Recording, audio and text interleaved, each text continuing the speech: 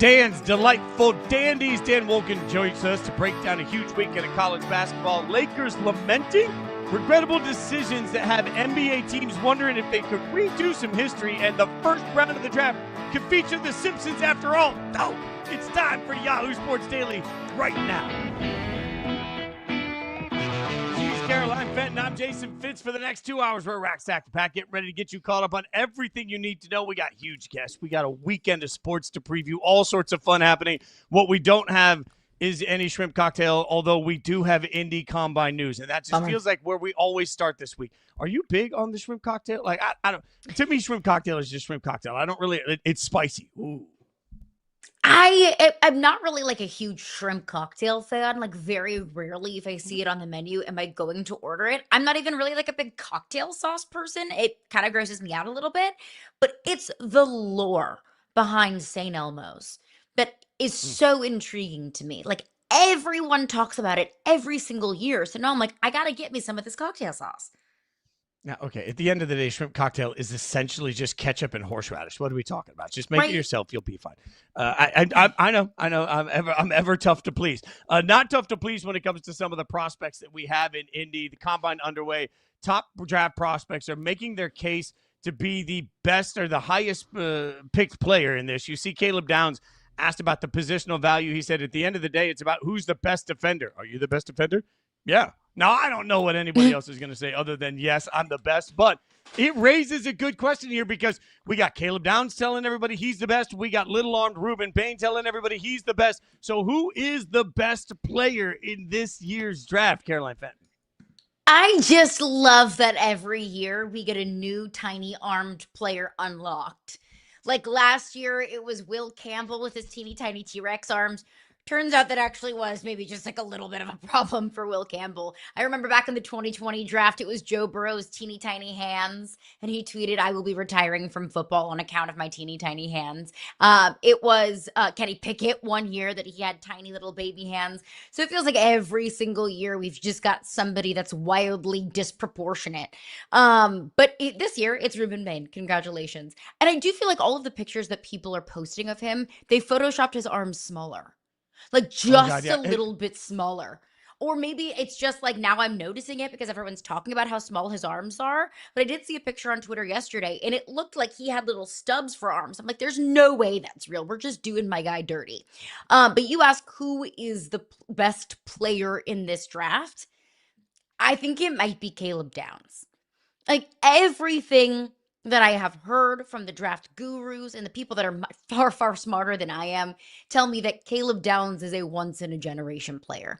We throw that term around every single year. How many times do you hear the word generational around draft time? I mean, we call like 10 guys a draft generational. Like, surely not all of these guys are generational. So I feel like just the excess of the use of that word dilutes it a little bit when it really should be reserved for guys like Caleb Downs. And I think what makes him so special is the fact that he, at least in college, at the college level, was so incredibly versatile. If you want to drop him back in coverage, he can play sticky coverage. Like, he can play one-on-one.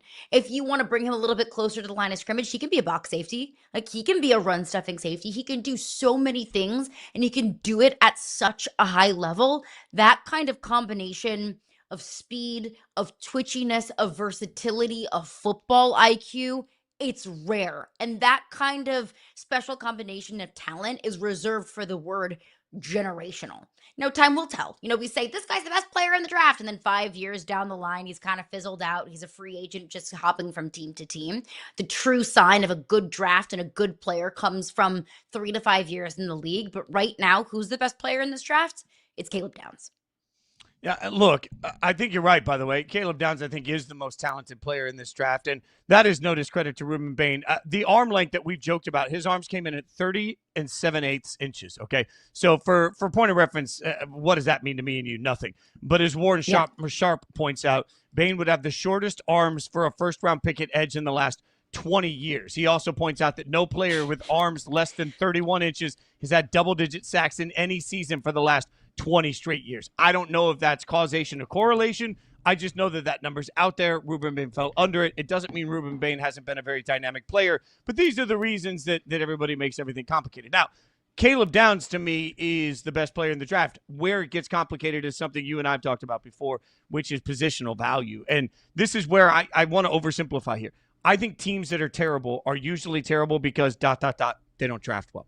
So here's what happens, right? At the top of the draft, you're a team and you're looking at Caleb Downs and you're saying, well, he's great, but he's a safety. And I don't want to take a safety that high. I understand that logic. But the fault to that, to me, is that so now you're going to take a player less than Caleb Downs because you think that that player can help you right now and you can address safety later in the draft, second, third, fourth round. Well, the draft doesn't get easier as you get later into the draft. It gets tougher. And most of these teams that are bad because they draft poorly. So if I'm passing on Caleb Downs in the second round because I believe I can find a safety in the third or fourth or fifth round, I'm trusting my organization to find a safety in the third or fourth or fifth round. I would ask, as a Raiders fan, I know more about just blown drafts than most fan bases. So I would ask you Jets fans, I would ask you Browns fans, I would ask you Titans fans. Don't we all sort of know how this thing goes? You pick high, and you pick high in every round, and most of the time you get it wrong. So I just want teams to get it right, and I think Caleb Downs absolutely is right. Is there any chance, though, that he can unseat Mendoza? Because for me, look, I'll say this loud and proud and clear. 1,000%. There is, as we sit right now, that 0% chance. In my mind, there is literally zero chance that Fernando Mendoza is not the first name drafted. In fact, the only reason the Raiders can't announce it now is because the NFL won't let you do that because it's bad for TV ratings. They're going to make us wait the full 10 minutes before they throw that card in when we all know. Like, look, I'm going to be honest. I'm just going to go to NFL.com. I'm going to order my 15 jersey, and I'm just going to get the name Mendoza put on the back of it because that man is going to be the first pick in the draft. And I don't really care what anybody else thinks at this point. It is so, to me, clear, Caroline, that Fernando Mendoza is the best quarterback and is one of the best players. I think he's justifiable as the first overall pick. I just don't think there's anything that can happen between now and the draft that will change that. Oh, of course not. No, Fernando Mendoza is going to be the number 1 overall pick to the Raiders. Like, done, signed, sealed, delivered. Like, Fernando Mendoza is probably already looking at real estate in Vegas. Let's not get cute here. Let's not get funny here. This is silly season. We all have to remember that. Take everything that you hear with a massive grain of salt. Dissect everything you hear. Who's telling you this? Why are they telling you this? It's rumor season. It's gossip season. It is smokescreen season. Probably everything that you hear from here on out is a big fat lie. So there's going to be stories, there's going to be rumors, there's going to be some things circulated. The Raiders are maybe considering taking a Caleb Downs. The Raiders are maybe considering taking Arvell Reese. The Raiders are considering taking insert other player name here, Reuben Bain, whoever it might be. It's a lie. That's fake. That's not true. Because and little peek behind the curtain of how the sausage is made in sports talk radio and sports media, we have shows to fill from now until the NFL draft. We got about 2 months of stuff to fill, and we're not the only ones. Every other sports media platform out there has 2 months of content, of draft content to fill.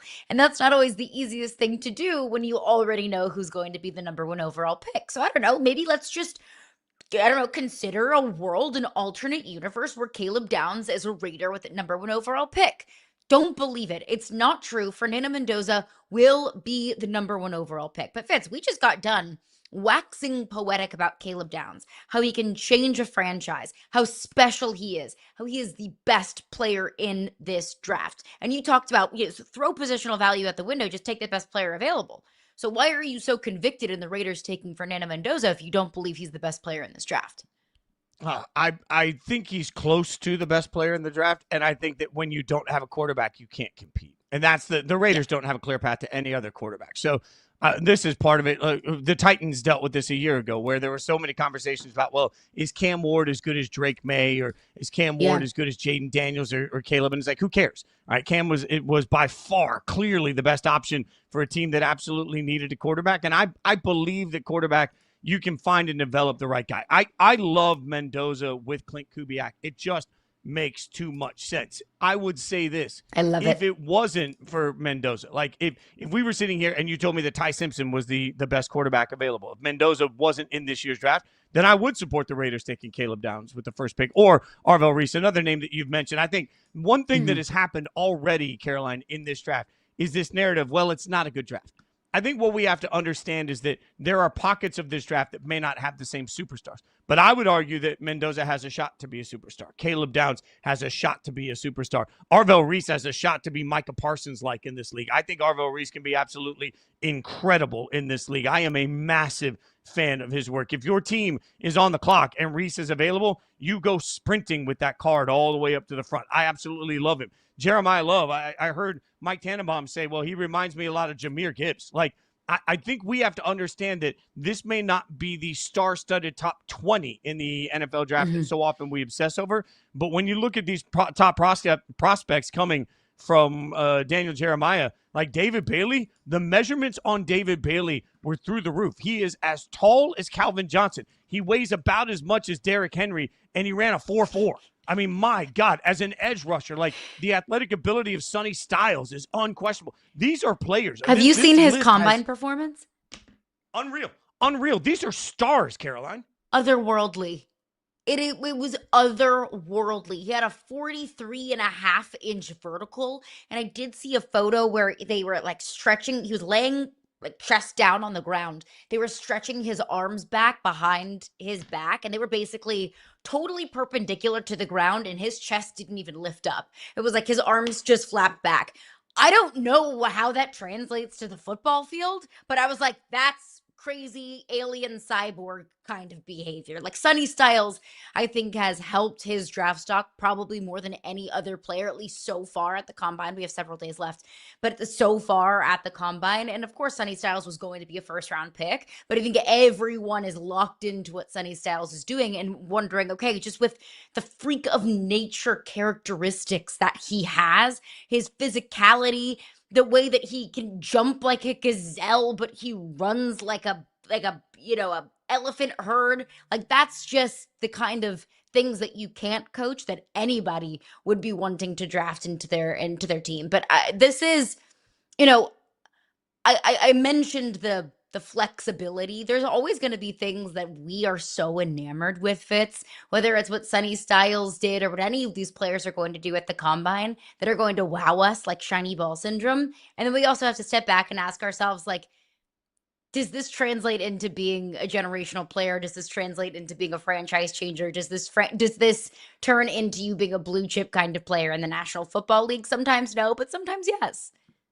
Yeah, I think this comes back to something we'll talk about later, player report cards, because to me, what this draft is a reminder that there's talent. The question is, are there coaches with the bad teams capable of developing that talent the right way? I think if you have a top 10 pick this year, you have a shot at a home run. You just better have the right coaching staff to be able to take advantage of that top 10 pick. But to your point, Fitz, go ahead. If you don't believe in your coaching staff, that shouldn't be a reason to not draft that player. That should be reason to fire that coaching staff. 100%. There are an alarming amount of unqualified and frankly bad coaches all across the NFL. It is alarming. Talk to former players. They'll tell you all the time that when you get into the league, you think you're going to get this elevated level of coaching, and it just doesn't always work that way. We do have some breaking news this morning coming from our very own Jory Epstein, reporting the Dallas Cowboys are planning to franchise tag George Pickens on Friday. Pickens coming off a career-high season, 93 catches, 1429, 9 tutties in his first year in Dallas. Nothing about this surprises me, Caroline. This is just a question of now what? Is this the beginning of a long-term negotiation, or is this going to be a year-to-year basis where they continually just find the money for Pickens? George Pickens is 24 years old. I did not realize he was that young. Like, I didn't think that George Pickens was in the twilight of his career, but I did not realize that George Pickens still has a whole lot of mileage left in his career. So I do think that this is probably the beginning of long-term negotiations. We just know that old Jera likes to push that down the line as long as he possibly can, which is dumb and a waste of money, but that's just what he does. But it wasn't a matter of if George Pickens would be franchise tagged, it was when. We knew that he was going to get franchise tagged. We saw the writing on the wall, and shout out to Jory Epstein for getting this scoop. Huge for her. Love that. We're proud of her and happy to have her on our team.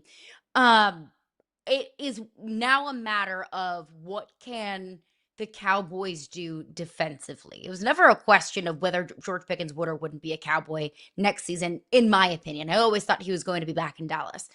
But now, with the money that they have, with the draft capital that they have, of all of the capital they have in this offseason.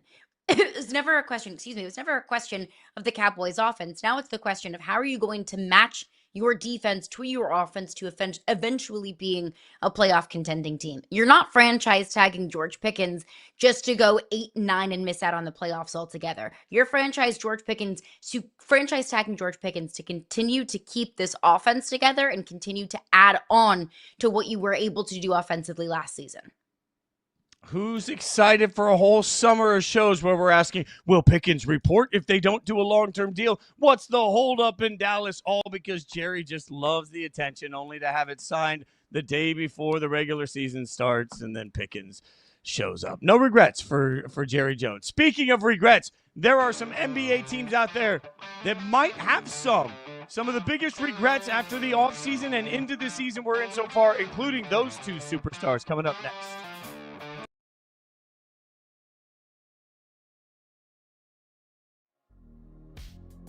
Who's the dream fight? Like, who's the final boss for you? Nyla Inoue. Yeah, that's the one, huh? Yeah, I feel like he's the guy. What a freaking fight that would be. Yeah, that would be amazing. How far away do you think you are from this, like, maybe being a thing? I would say maybe a year. Yeah. Maybe just a year away. Yeah, it's Is the right dream there. to try to, like, get more belts so that entices him to come after you? Okay. 100%. He's going to get a wake-up call fighting a guy like me. And Kenneth Walker wins Super Bowl MVP.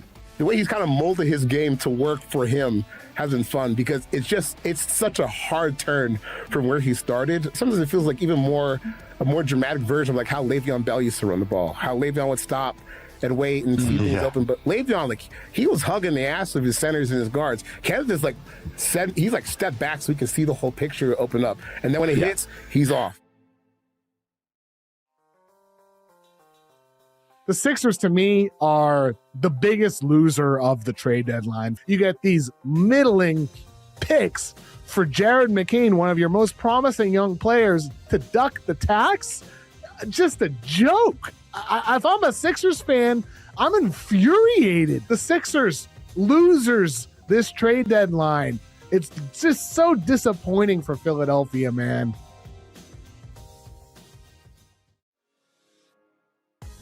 Who in college football could experience that same level of redemption arc?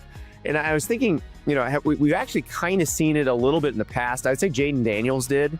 Remember when his teammates were like throwing his things out of his locker and talking trash about him when he left Arizona State, and then he goes and wins the Heisman at LSU?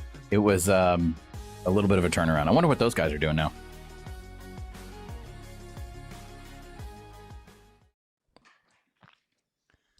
Oh, Good Lord. That is a Photoshop for the ages for NBA regrets. Oh, well done by the staff. There's just no regrets. And then we have Adam Silver on there. This is not even a single letter. That is, I am speechless. This is congratulations. This is well done by the team. We did not know this was coming. This is amazing. All right, I'm tickled and terrified at the same time. I'm gonna see this when I've had two edibles tonight. This is all I'm gonna be able to think about is this picture. All right, that's gonna be my sleep paralysis demon. We're talking about the level of regrets. All right, so we're looking at some of the NBA teams where they are right now and trying to figure out the level of regret they have for how they've gotten to where they are. So let's start with the Lakers. Bad week for Luka, passes up the final shot, barking at refs. Stop me if you've heard that. Could you actually make the case that Lakers fans are starting to regret the trade? Like, you see it there. They dropped their third straight. They've been on a bit of a fall here. Could you make the case that Lakers fans are starting to regret the Luka trade? No regrets, no regrets here. Because you didn't have to give up anything to get him. Like, what are Lakers fans saying? Oh, if we only had Anthony Davis. Of course not. Of course not. So you don't regret it because it's not like you're leveraging your future to go out and get Luka Doncic. It's still the greatest heist that we've ever seen, probably in sports. But I think what this is a lesson here is if it's too good to be true, it probably is. How many times have you heard that before? Like, wow, look at this beautiful diamond necklace that I found for $19.99 on Amazon. Like, it's probably not real. So I think here it's a cautionary tale of you get Luka, you give up nothing to get him, and everyone in Lakerland is dreaming of championships and being the best team in the league, and Luka and LeBron and Austin Reeves are riding off together in the sunset, and it just hasn't come to fruition. We are now 1 calendar year removed from the Luka trade, and he and LeBron still aren't clicking. And the Lakers still don't look like a championship contender. You don't trade for Luka Doncic just to be an exciting team that sometimes looks like it can be incredibly explosive and score at a really high clip, and then other times looks like it has zero interest in defending and doesn't look like a championship contender or even a team that will sniff a championship anytime soon. So I think that this is a tale for Lakers fans. You don't regret it at all. I think any Laker fan would say, I would do it again every single day of the week and twice on Sundays, but maybe it's just it is not coming to fruition the same way that maybe Lakers fans expected and hoped. Look, I think Lakers fans have no reason to regret Luka. He's the future of the franchise and will be for a very long time. They can regret the roster construction overall. I think Wendy made a very smart point when he talked about the fact that this team was constructed in a way where they believed that their big three would be so dynamic offensively that it wouldn't matter that they're deficient on the defensive side of the ball. It wouldn't matter that they don't have great rim support, and as a result, every time they collapse to try and help each other at the rim where they're outmanned, then they're in a bad position to try and get back to the perimeter. They just don't do any of this well. So their defense is trash, right? It just is not good all the way across the board, and they're not built for it. Here's the hot take. I don't think they regret Luka. I think the Lakers regret keeping LeBron. I know we're not allowed to say that, but like at the end of the day, to me, this thing is broken. And who are you going to go with? You're going to go with the guy that's your future, or you're going to go with the guy that's your past? Like whatever they've got right now with Austin Reeves and Luka and LeBron isn't working. And so when I look at that and say, well, what's the problem? How do we fix it? I don't know exactly how we fix it, but I know that it's broken. And I know that the piece that you regret isn't the one you're going to have for the next decade. It's the one you're hanging on to that right now just isn't going to be able to take you to where you want to go. So whatever energy is being sucked into this whole LeBron thing at this point just isn't worth it to me. I think the regret isn't Luka. The regret is LeBron, as shocking as that says. So then it raises the other side of it. Let's keep it with LeBron then. Even at 41, he's played really well at times this season. But do you think he regrets opting into the $50 million deal this season and staying with the Lakers instead of going somewhere else? Man, can you imagine being so rich that somebody questions you maybe potentially regretting taking $50 million? Man, that's the dream.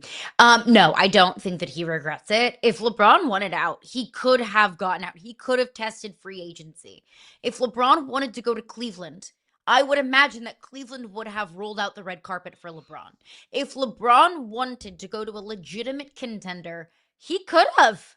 He 1000% could have. But I don't think he regrets it because I think he wants to be a Laker. I think he wants to be in LA. I think he enjoys the $50 million check that he's collecting. I viewed LeBron coming back to the Lakers not because he truly and wholeheartedly believed that he could win a championship there. If LeBron's number one priority was winning a championship, he would not be in Los Angeles. He saw the writing on the wall just as much as we did. But it wasn't just about winning a championship for LeBron. At this point in his career, with all the rings and all the accolades that he has, I think the most important thing for LeBron is, hey, I get to live in LA. I get to be a celebrity. I get to enjoy and be fully immersed in a city that, I can kind of enjoy the other parts of my career, the business side of his career, the entertainment side of his career. That's not changing. I mean, sure, does LeBron wish that the Lakers were better and better in contention? Of course he does. He's still a competitor. He still wants to win, but I don't think he regrets sticking in LA. Well, and to that point, according to Forbes, they estimate his net worth as of early this year for LeBron to be about $1.3 billion with a B dollars. So the difference between $50 million or taking the mid-level exemption, it wasn't going to change his the difference this year between making $5 million or $50 million literally was like, for most of us, that's the difference between upgrading your Starbucks, right? Like, so the money isn't the issue. Although I wonder now, like, knowing what we know and knowing that there's no punishment that comes quickly for circumventing the cap, I do wonder if he regrets not going to the Cleveland and saying, hey, find me $50 million worth of endorsement deals around Cleveland. I'll sign for the mid-level exception, and we'll go try and win a championship. I mean, we know that we need more trees planted planted around here. Yeah, I'm just going to go plant some trees. So I'm with you. I think that the Laker appeal is part of this. I wonder if he regrets it simply because of how difficult this season has been from the court. But also, LeBron's made it clear, like, when he's not playing ball, he's just watching golf on YouTube. So, like, I don't think he has a lot of regrets for anything. What about, let's go to the other coast. What about the Knicks? We're talking about regrets. The Knicks under Mike Brown are about the same as the Knicks were under Tibbs. Shocking. Do you think New York regrets making a coaching change? I do. And maybe this is me pushing my own personal bias onto what I think the Knicks might feel, because I didn't agree with firing Tibbs to begin with. I understand there were questions about, Tibbs not playing deeper on the bench and Tibbs' style of play. I just don't think that you fire a coach after going as far as the Knicks went this past season. So I didn't agree with it then, and I sure as heck don't agree with it now. I would be the first person to say, like, if the Knicks were legitimate title contenders and very clearly one of the best teams in the league, I would be willing to say I was wrong. But they're not. At this point in the season, they've won 2 more games than they did at this point last season. And the Knicks still have serious question marks. Cat still hasn't really gotten himself immersed and ingrained into this system. I still have massive trust issues with the Knicks. So they're the exact same team, just with a different coach, and going through all of that off-season PR and all of that off-season hullabaloo just to be the exact same team. You could have been what you were last year without firing your coach. So I do think that they regret it. Yeah, I think this is one of those moments where I'm going to say, to be fair, we don't know yet. But here's the thing. If your argument was Tibbs had a ceiling to what he could accomplish for the Knicks, which, to your point, because of the bench, because of the way they ran, because of the minutes, all of these things, the concept was, as they got into the playoffs, guys had no legs left, and that Tibbs' style just didn't work for playoff basketball.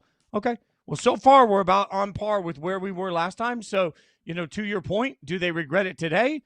I don't know. Will they regret it if they're out in the first or second round? In a wide open East, the expectation should be the Knicks organization told us that their expectation was make it to the NBA Finals or get fired. That's what they told us last year when they fired Tibbs, which is fine. If we want to support that, fine. But let's keep that same energy going in now, because certainly Brown has used more of the bench. It took him a second to get ready for it. Let's see what it looks like in the playoffs, because if he's not able to take this Knicks team farther, then, man, all of a sudden you do have to look in the mirror and say, did we make the right decision? Was it worth changing everything we do for the same result? I think they will regret it when they don't end up in the NBA Finals, because as we sit right now, today at the end of February, I don't think the Knicks are going to get to the promised land.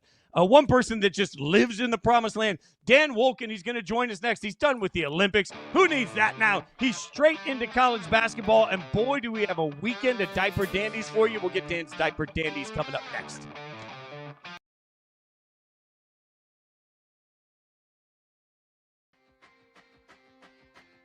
Peterson looked like the clear-cut number 1 pick in the first half of that game.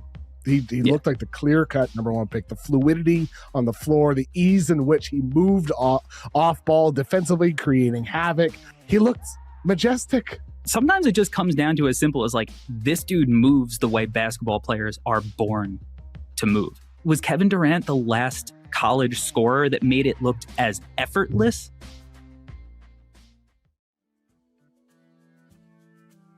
Did you go to the casino after the fight? Hell yeah. How'd you do? We're up. Up? We're up. Well Yep, done. we're up. Were you just walking around there after the fight and people recognizing you? Like, weren't you the guy that was just on the UFC? Yeah, that's where I get recognized the most. Really? The other, What's that with say? the other gambling degens, everyone recognizes me there. Anywhere else I go, no one knows me. But if I go there, everyone points me out. The 72 Dolphins is infamously the no-name defense. This one's the too-many-name defense. Too many names, Too many names. Defenses were ahead of offenses this season for a lot of it. Like, the best teams in the NFL had the best defenses. we're sitting here talking about this defense and how good it was and how hard it is to isolate one player. And yeah, that's the sport of football. It's a team sport. It's hard to isolate individual players, and Seattle really exemplified that all year. We're ranking the actual threats from the absolute frauds. Your contenders, who do you got? My contenders. So I have Sporting, and I say that because they have had a strong top 8 finish over some other heavyweight teams. They're actually very, very hard to break down as a squad, and they're very, very strong in transition. And they got a guy named Luis Suarez, which is fun. Just guard your ears. It's about that time. Start paying attention to odds like this, the national championship odds, because last time I checked, we were at the very end of February, which means March Madness is right around the corner. This is who Vegas says could cut down the nets when it's all said and done. Michigan, the favorite. Duke and Arizona close behind. Take a look at teams like Purdue, who lost last night. We've got UConn out there, too. Some good odds out there. And all of those teams are in action this weekend. We got a bunch going on. We welcome Yahoo senior sports writer Dan Wolken joins us straight out of Italy, right back into the March Madness deal. So, Dan, let's start with the Blue Devils, because we saw Duke take down Michigan. Caroline and I talked about it the other day. Nobody seemed to want to give them a chance, and then they did that. With the win here, they've got Virginia this weekend. With the win here, does Duke all but lock up the number 1 overall seed on Selection Sunday to you? I think they're certainly heading in that direction, but I do think there's a chance that Arizona could grab it from them, because Arizona's got a couple of big games still to play. And then the Big 12 tournament, although it's hard to know how much the conference tournaments really matter in the seeding. I saw that was a big fight on Twitter the other day with Seth Davis and some other people who had been in that mock selection process. But it's harder, I think, for Duke because there's not a ton of opportunities left. Obviously, Virginia's a good team, but the ACC, even though it's better this year, it's really not going to give them more top 10 wins, I don't think, heading into the home stretch here. So if they can get this one, I think number 1, they will be a 1 seed probably in the East. But number 1 overall, I just think there's opportunities for a couple teams to kind of come up from behind just because of strength of schedule. As we're talking about number 1 overall, let's talk about a team that used to be number 1 overall in Michigan after losing to Duke and Washington, D.C. No rest for the weary, as you know that very well. Dan Wolken, they head to Champaign for a little top 10 matchup against Illinois. What do you want to see from Michigan to kind of bounce back after that loss to Duke? Yeah, look, every team is going to have some stretches during the season where they're not quite as sharp. And you look at how fast Michigan got out of the gate this year. They were just killing everybody in November and December. They were not going to be able to sustain that, especially as you get into Big Ten play and you have to go on the road.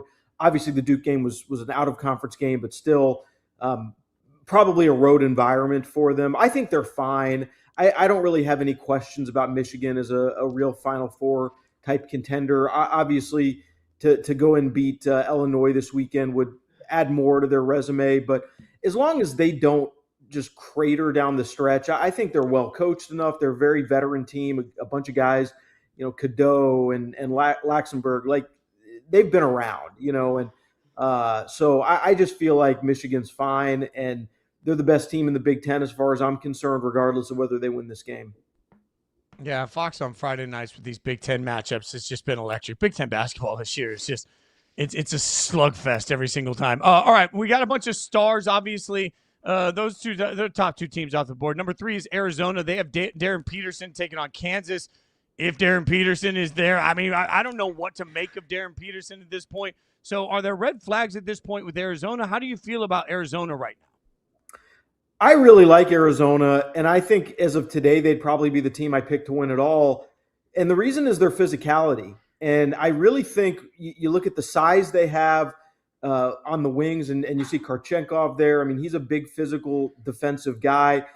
So they're good on the first line of defense. Obviously, they've got big bodies inside with Koa Pete and Tobe Awaka and Krivas. So they've got girth and length in the middle, and that's tough to score on. And so I think just defensively, they can win ugly games, which I think you have to do in the NCAA tournament because you're probably not going to shoot the 3 all that well every single game. And I think they have the right ingredients, which maybe they didn't have in previous versions of Arizona under Tommy Lloyd. Maybe they were a little softer, a little too reliant on skill and shooting. This team is just very, very tough to play. And I think that serves them well in a tournament where you got to win playing different styles. Tomorrow we'll also see AJ Dybantsa in action as BYU takes on West Virginia. And BYU's been struggling as of late. Lost 6 of their last 9. Richie Saunders is lost for the season. He was their second leading scorer. Without him, they've lost 2 of their last 3. So what's your concern level for this BYU squad as we head into March? Yeah, well, it's interesting in sort of the way that they play. I'm not sure that Dybantsa is necessarily the best fit for the way that I think Kevin Young wants to play, and maybe a little bit more, sort of an equal opportunity kind of offense. But with obviously not at full strength, I do think they need him to score. And so I think their success probably will come down in how far they go in March to whether or not Dybantsa can put this team on his back and make a bunch of jump shots and give him that high volume shooting diet and see if he can execute. I would bet against that being sustainable to get to a Final Four. But that may be the way they have to play coming down the stretch here. And yeah, like if he's not playing great and he's a freshman and who knows if he's hitting the physical wall a little bit, these are question marks, real question marks with BYU, because as the season's gone on, it does seem like they've lost a little bit of steam.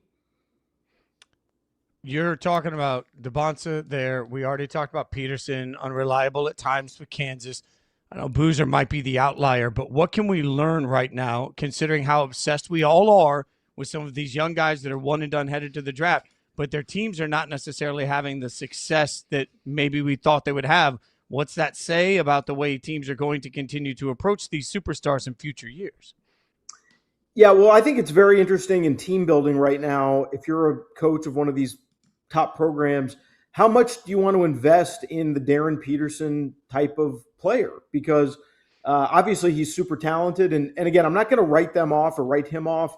You've still got March to go, and that's the most important part of the season. And maybe he is reliable as they come down the stretch. But I think in retrospect, Kansas probably would have been better off taking whatever amount of money it is they invested in Peterson and maybe spreading it out to 2 or 3 other guys that could really help them with their depth and maybe give them a little different look. Obviously would be a lot more reliable in the lineup than what Peterson's been. So these are very, very important philosophies on team building. On the other hand, you look at Duke, and they've been very reliant on freshmen and one and dones, and it's worked for them. And some of that may come down to the fact that Boozer is just a winner. Every level he plays at, high school, AAU, whatever it's been, his teams have won because not only is he individually talented, but he helps elevate everybody around him. And that's the rare kind of freshman I think that you could really bank on. But that's why he's going to be a top 4 or 5 pick, maybe even the number 1 pick, despite not being the most athletic guy in the class.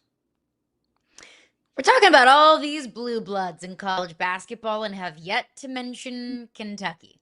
They don't look like a blue blood this year. They've lost 3 of their last 4, not in the top 25, tied for 5th place in the SEC. That's not the Kentucky standard, the Kentucky expectation, especially when you look at John Calipari with Arkansas in the top 25 and an opportunity to knock off a top 10 team in Florida tomorrow. What's the concern level for Mark Pope in this Kentucky squad? Yeah, I think most people in Kentucky have just already written this year off as a failure.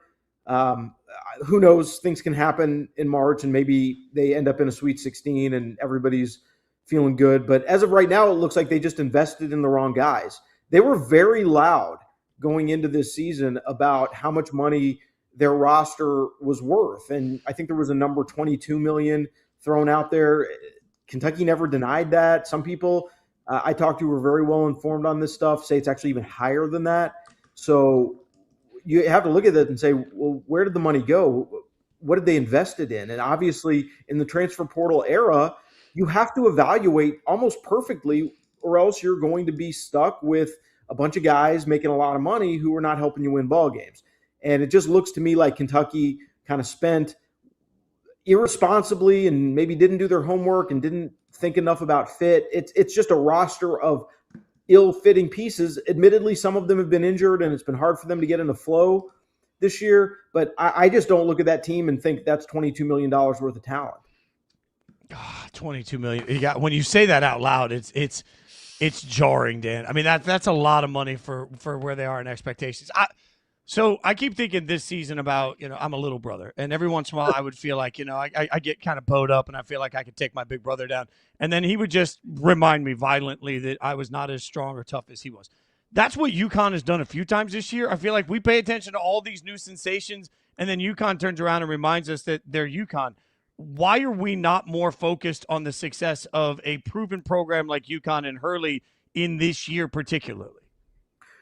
Well, they've had some ups and downs this year, and I think they've kind of fallen off the radar at times after some kind of confusing losses. And they're very good. They're tracking toward a number 1 seed. I do think maybe some of that comes down to the Big East not really being all that great. Like, who are they playing in that conference that we really feel like is a legitimate Elite Eight type of team? I mean, they certainly did a number on St. John's. St. John's is good. But yeah, like when you look at the pedigree and the tournament success that Dan Hurley had over that 2-year stretch, I don't think anybody wants to see them in the NCAA tournament. He seems to be able to give them the confidence, and he's tough, right? And he's a tear you down to build you back up type of coach. But when it comes to March, they do seem to play with a lot of confidence. And I would say even last year, when they took Florida down to the wire, and was really probably the toughest game Florida played in the tournament until the final, until they played Houston. So even though that's a second round loss, like that UConn team was playing well at the right time. And if they do that again this year, and certainly that game against St. John suggests they are tracking toward that, they're going to be a tough out. I want to stick on this game for a second because I think it was a jarring result.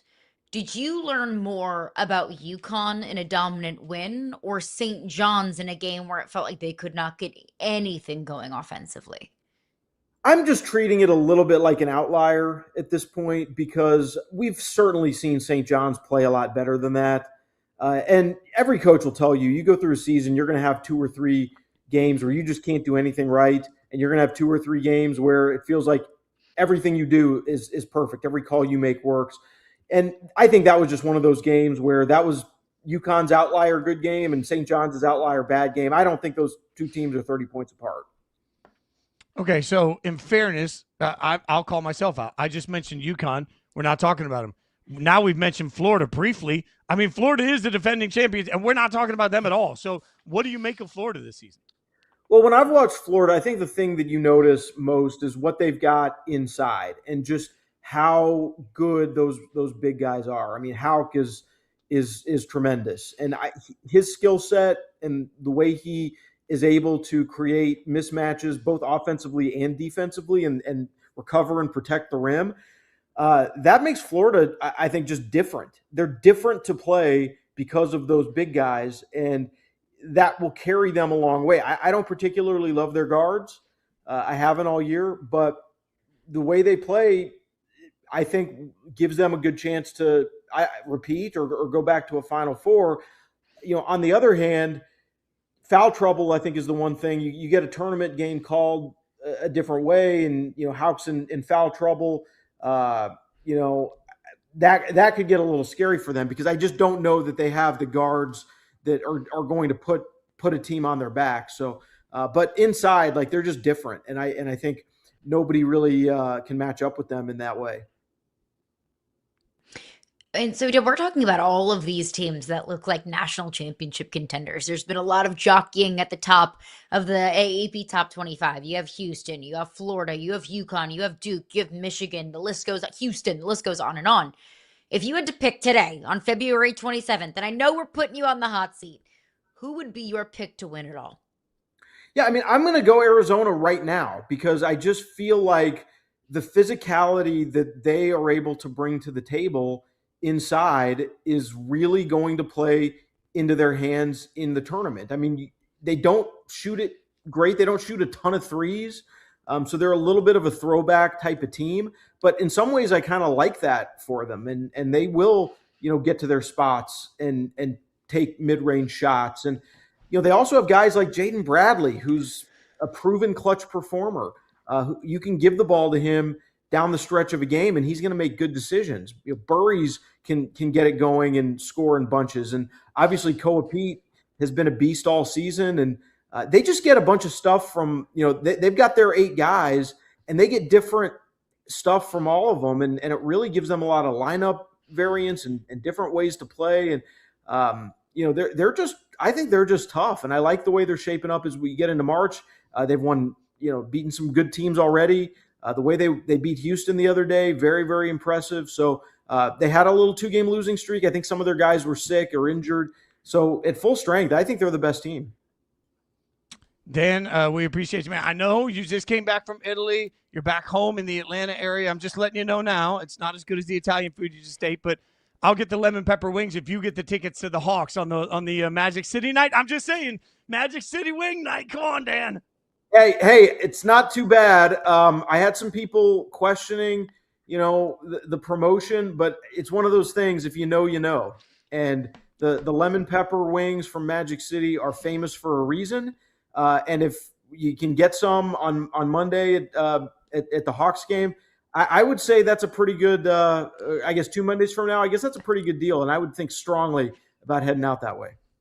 Now, look, I can't tell you if the game's going to be any good. I can tell you the wings are elite. The lemon pepper are spectacular. You can read them on Yahoo Sports and follow them on social media. Dan, we always appreciate your time. Thanks for the insight. Going to be a fun March, man. We appreciate your expertise. All right, have a good weekend.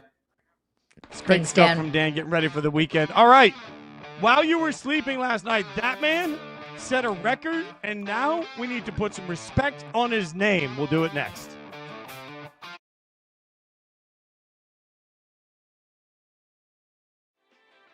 You covered Darnold with the Jets. Where are you kind of just feeling about him?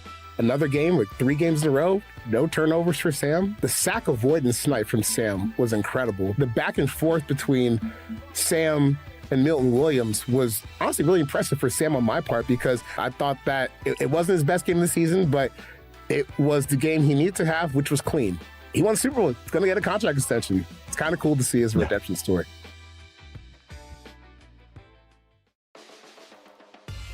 What was it like being at MSG? Like in the back, the locker room? Like, could you feel that it was a little different? It's a total different experience from being there as a spectator to actually being there backstage and all of that stuff. Total different experience. I was so tuned into my fight. I don't even think I was looking at the referee. I'm just there, just kind of just like looking down. I'm listening to what he's saying, but at the same time, I'm just thinking about the fight. I'm like, yeah, all right, y'all done? You ready? Right? Yeah. All right, it's time to go.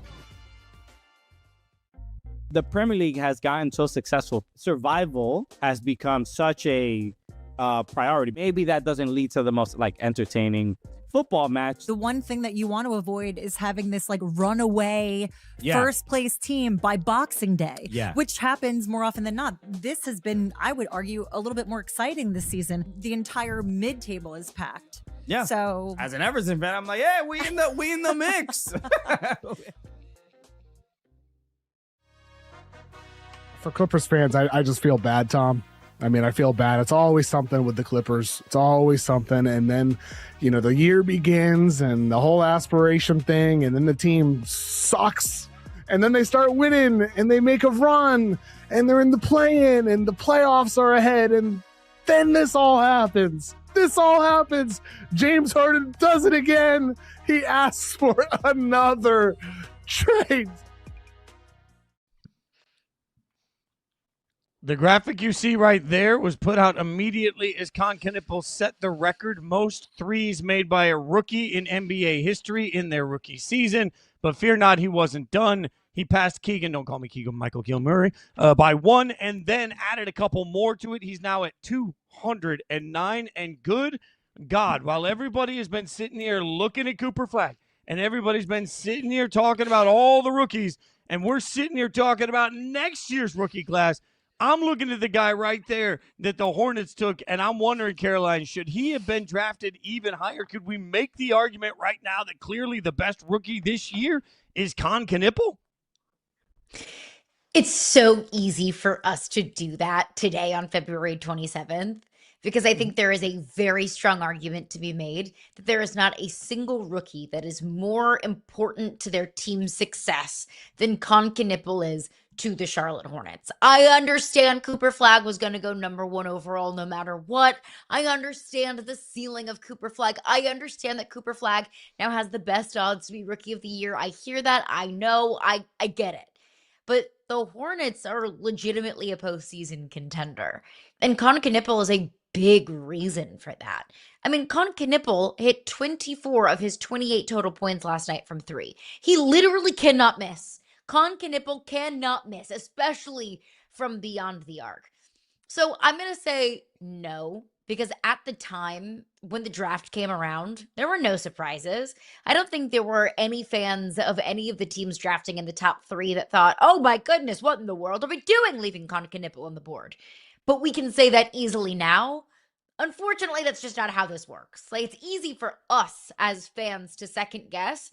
When you're a general manager in sports, you don't have the luxury of second guessing. You have to first guess everything. But I mean, if you're going to be a first guesser, I think the Charlotte Hornets are saying, heck yeah, pretty darn good first guess for us in taking Kon Knueppel 4th overall. And it's fascinating because our producer, Doug Branson, big Hornets fan, the host of the Locked on Hornets podcast, he knows more about this team than anyone I have ever met in my entire life. And he told us, look, when they took Kon, it was like, okay, cool, like good pick. Nobody was throwing parades in the streets. Nobody was doing the New Orleans Pelicans. We just got Zion throwing of papers in the air. It was like, cool, good pick. Kon Knueppel, good player, Duke, good team last year. Cool, thumbs up. Even in the moment, it wasn't like, oh my gosh, we got the steal of the draft. It's what Kon Knueppel has been able to do in the league that has made him so incredibly fascinating. Now, look, part of this is the expectations. I think that does play into some of the conversation that we're having. Like, the concept of redrafting Kon all the way up to the first is because Cooper had such massive expectations. Now, I pulled some of the analytics on it. Points per game, rebounds, assists. They're very close in every one of those categories. But true shooting percentage, Kon is much higher. Offensive impact analytics, Kon is much higher. Defensive impact, Kon is higher. Overall impact, Kon is much higher. So if you look at some of the advanced analytics, you can say by those numbers that Kon Knueppel is having a better season than Cooper Flagg. It doesn't mean that I think he should have been drafted ahead of Cooper Flagg. And I think if we're going to be fair here, Dylan Harper was widely regarded as a great pick by the Spurs. And VJ Edgecombe has done really well for the 76ers. Started particularly hot, but we've seen effectiveness. What really stands out to me in this conversation, Caroline, is that, again, we're so obsessed with what next year's draft class is going to bring us with the names that we talk about every single day. And I'm looking at what this draft class has brought us and thought, man, I think each of these organizations are going to look back at this draft and say, we got a star. Like, I think it's okay to acquiesce. Like, I think Cooper Flagg is going to be a star for the Mavericks for a very long time. I think Dylan Harper has every opportunity, especially on that team, especially the way that team is built, and especially with the amount of weight that Wemby can take in the way that they're going to have success. I think that's a tremendous opportunity. The 76ers have a backcourt guard combination that is really difficult to defend, in part because VJ Edgecombe, when he's healthy and playing well, has played really well. So now this is just a Kon Knueppel greatness conversation. I don't think it has to be that he should have been necessarily drafted higher. It's a little revisionist history. But I do think that you could make the argument that treating him like he was a normal 4th overall pick in the draft is underselling his value overall to the Hornets. Like, right now, Kon looks like a franchise superstar to me. Well, and we also need to bring Ace Bailey into the conversation as well, because I know Ace Bailey was drafted 5th behind Kon Knueppel, but Ace Bailey was way more of a conversation going into the NBA draft last year than Kon Knueppel ever was. And of course, there was the controversy, the I don't want to go to Utah, all of that involved there. But I think Ace Bailey is being talked about as potentially more of a franchise savior than Kon Knueppel even was. So that adds on top of it a lot. Jeremiah Fears on top of that as well. He's been solid and reliable for the New Orleans Pelicans this upcoming season. And I think that is a cautionary tale for all of us that do what we do, or our fans, that we label drafts a good draft or a bad draft, or a good quarterback draft in the NFL, a good this, that, and the other draft, when we don't really know until a year after, 2 years after, 3 years after. I think back to the 2017 NFL draft. That was supposed to be like a bad quarterback draft, that Mitch Trubisky was the only absolutely hands down cannot miss prospect in that, at least quarterback prospect in that draft. And then there was a guy by the name of Patrick Mahomes that got drafted by the Kansas City Chiefs. Nobody was talking about Patrick Mahomes. I think most people were talking about Patrick Mahomes and his gimmicky Texas Tech offense. Now we're talking about Patrick Mahomes as potentially the best player to ever put on a pair of pads. And I know I'm comparing NBA to NFL, but the sentiment still remains. We label certain drafts. We label certain players before they even have the opportunity to lace up a pair of shoes in their respective professional leagues. Why don't we let them tell us what kind of prospect they are? Yeah, and part of this is coaching, part of it's what's asked, part of it's the system, all of these things. I think Knueppel's a star, and I think Knueppel has shown that, like, certainly if he'd gone second overall, I love the idea. In my mind, I keep thinking back to, like, man, you put Kon Knueppel on the same team as Victor Wembanyama, I just feel sexy to me, right? But also at the same time, I'm not going to sit here and say that Dylan Harper doesn't have the opportunity to grow into that sort of a player there as well. Mm-hmm. The Rookie of the Year conversation is pretty interesting because, again, I think sometimes odds and perception shift greatly, and where we came into a situation sort of impacts. That BetMGM shows you that prior to that record night, the odds looked far different than they did afterwards. It's shrinking every single night. I want to stress here, Cooper Flagg has done everything that Cooper Flagg is being asked to do. This is not a Cooper Flagg conversation, weirdly. It's just that we expected Cooper Flagg to be Superman. And when you expect somebody to be Superman and they leap a tall building in one bound and they stop a speeding bullet, okay, well, they just did what Superman does. When you don't expect somebody to be Superman, and that was Kon Knueppel. I mean, you and I have covered college basketball for how many years? You covered it last season together. We watched Kon Knueppel. We talked about Kon Knueppel. Neither of us sat here coming into the draft and said, that guy. We did at the time say, hey, he could be a bigger part of his college success. Maybe we're not talking about him enough, but I think that perception coming in and the fact that he was sort of Robin and not Batman in so many minds is influencing why we're now suddenly seeing a change in the Rookie of the Year odds. And I also don't want to act like Kon Knueppel was some like total under the radar hipster pick. Like, he was still the 4th overall pick in the NBA draft. So, let's not play total revisionist history here. But also, I think this is an important example of cultural fit, team fit, system fit matters. Because you bring up the Spurs. Who knows if Kon Knueppel would have adjusted into that team as seamlessly as he's been adjusting to the Charlotte Hornets. Like, you can play this game of what we know now, and let me just fit that into this hypothetical scenario. We all know that that's not necessarily the case. Maybe the Charlotte Hornets, that they're constructed, and how young they are, the fact that they are a team that could give a rookie plenty of leeway. Not every team in the NBA is good that way. Maybe it was Kon Knueppel with all of the talent in the world fitting into this system and with the rest of this team so seamlessly that maybe it wouldn't have worked out the exact same way had he been drafted higher in this past year's draft. You are in Charlotte. You're going to see him this weekend. Your level of excitement to see Kon Knueppel up close and personal? I am so excited. I'm going to the game on Saturday. Cannot wait. As I told our friend Walker Mail, I've been to 3 games, and they have worn their alternate uniforms every single game. Hoping to see some purple and teal, and I'm hoping to see Hugo. That is how I feel. That's exactly how I'm feeling when I wake up on Saturday morning. I'm going to shake my little belly. I'm going to throw my hands up, and I'm going to say, "Go Hornets!" Woo! I hope to God that what we find out is that you are actually going as the mascot. I'm just saying you would do a delightful job on it. You have the right spirit for it. It's incredible.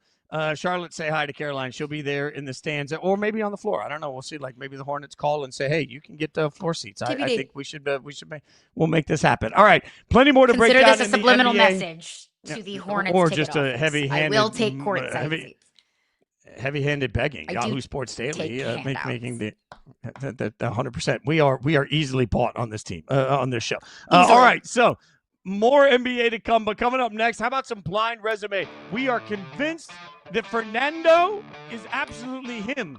But the question is, how does his resume stack up against others when we don't know who we're seeing? We'll tell you next.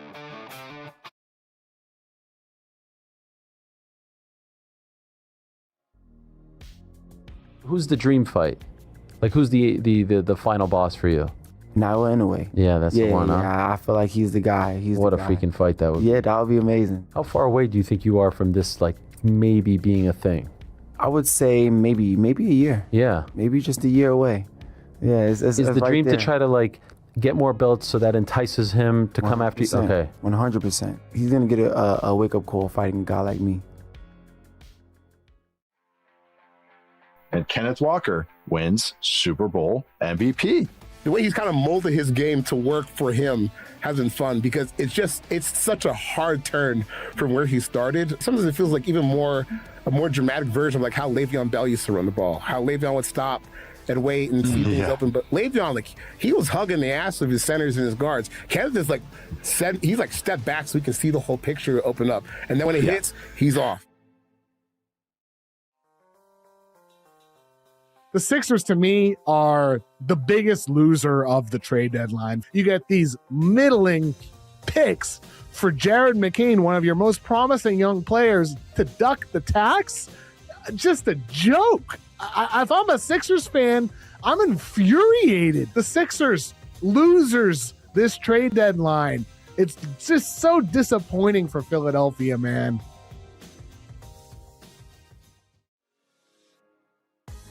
Who in college football could experience that same level of redemption arc? And I was thinking, we've actually kind of seen it a little bit in the past. I would say Jaden Daniels did. Remember when his teammates were like throwing his things out of his locker and talking trash about him when he left Arizona State, and then he goes and wins the Heisman at LSU? It was a little bit of a turnaround. I wonder what those guys are doing now.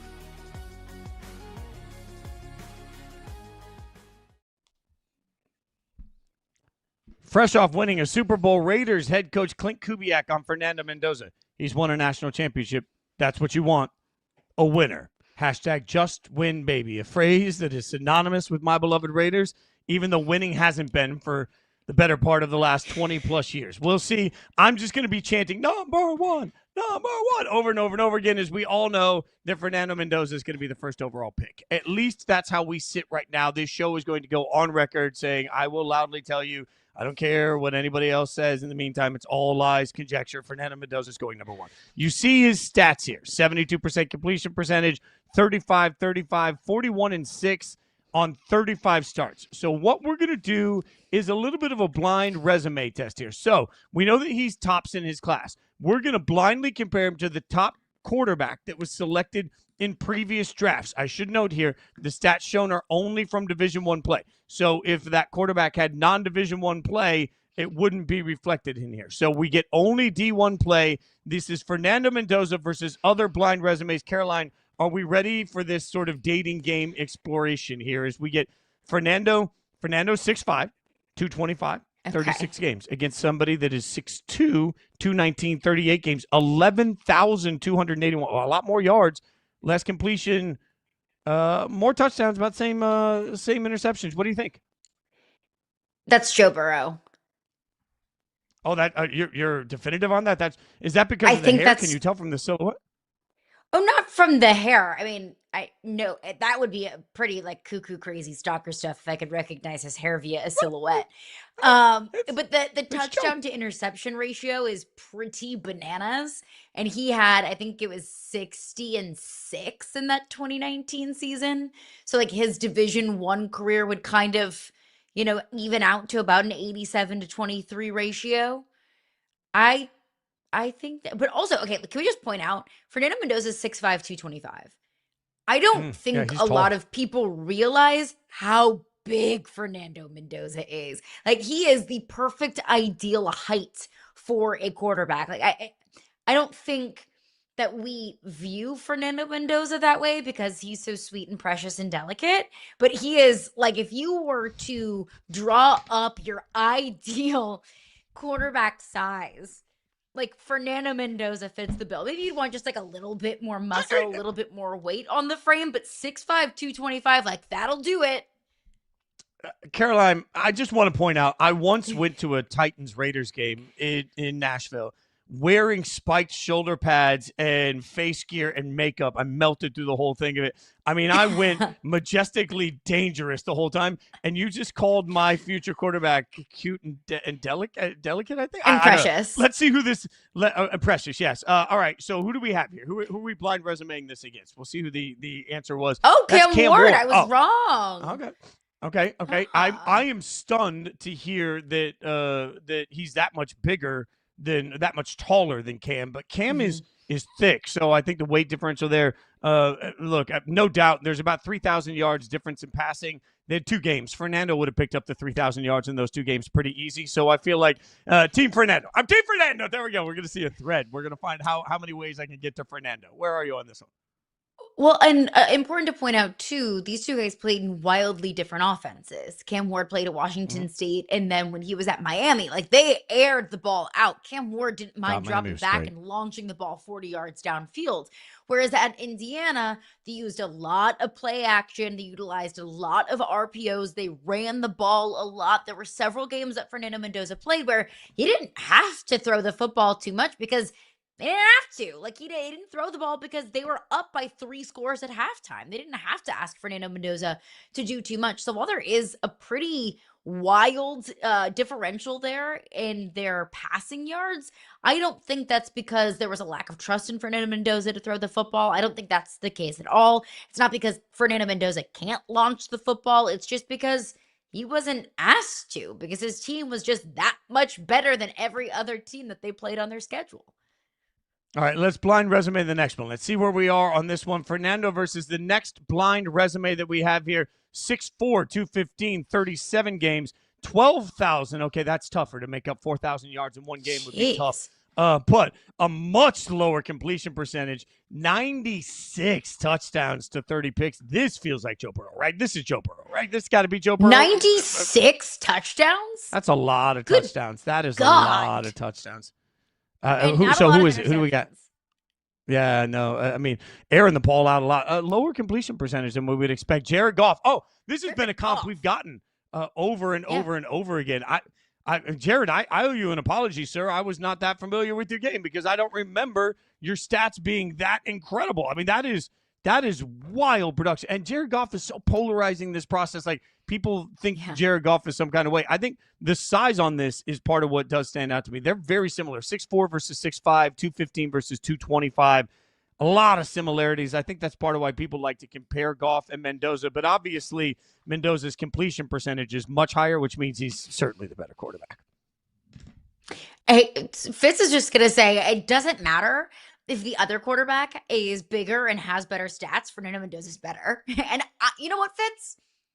I am totally in support. I'm supporting you in that.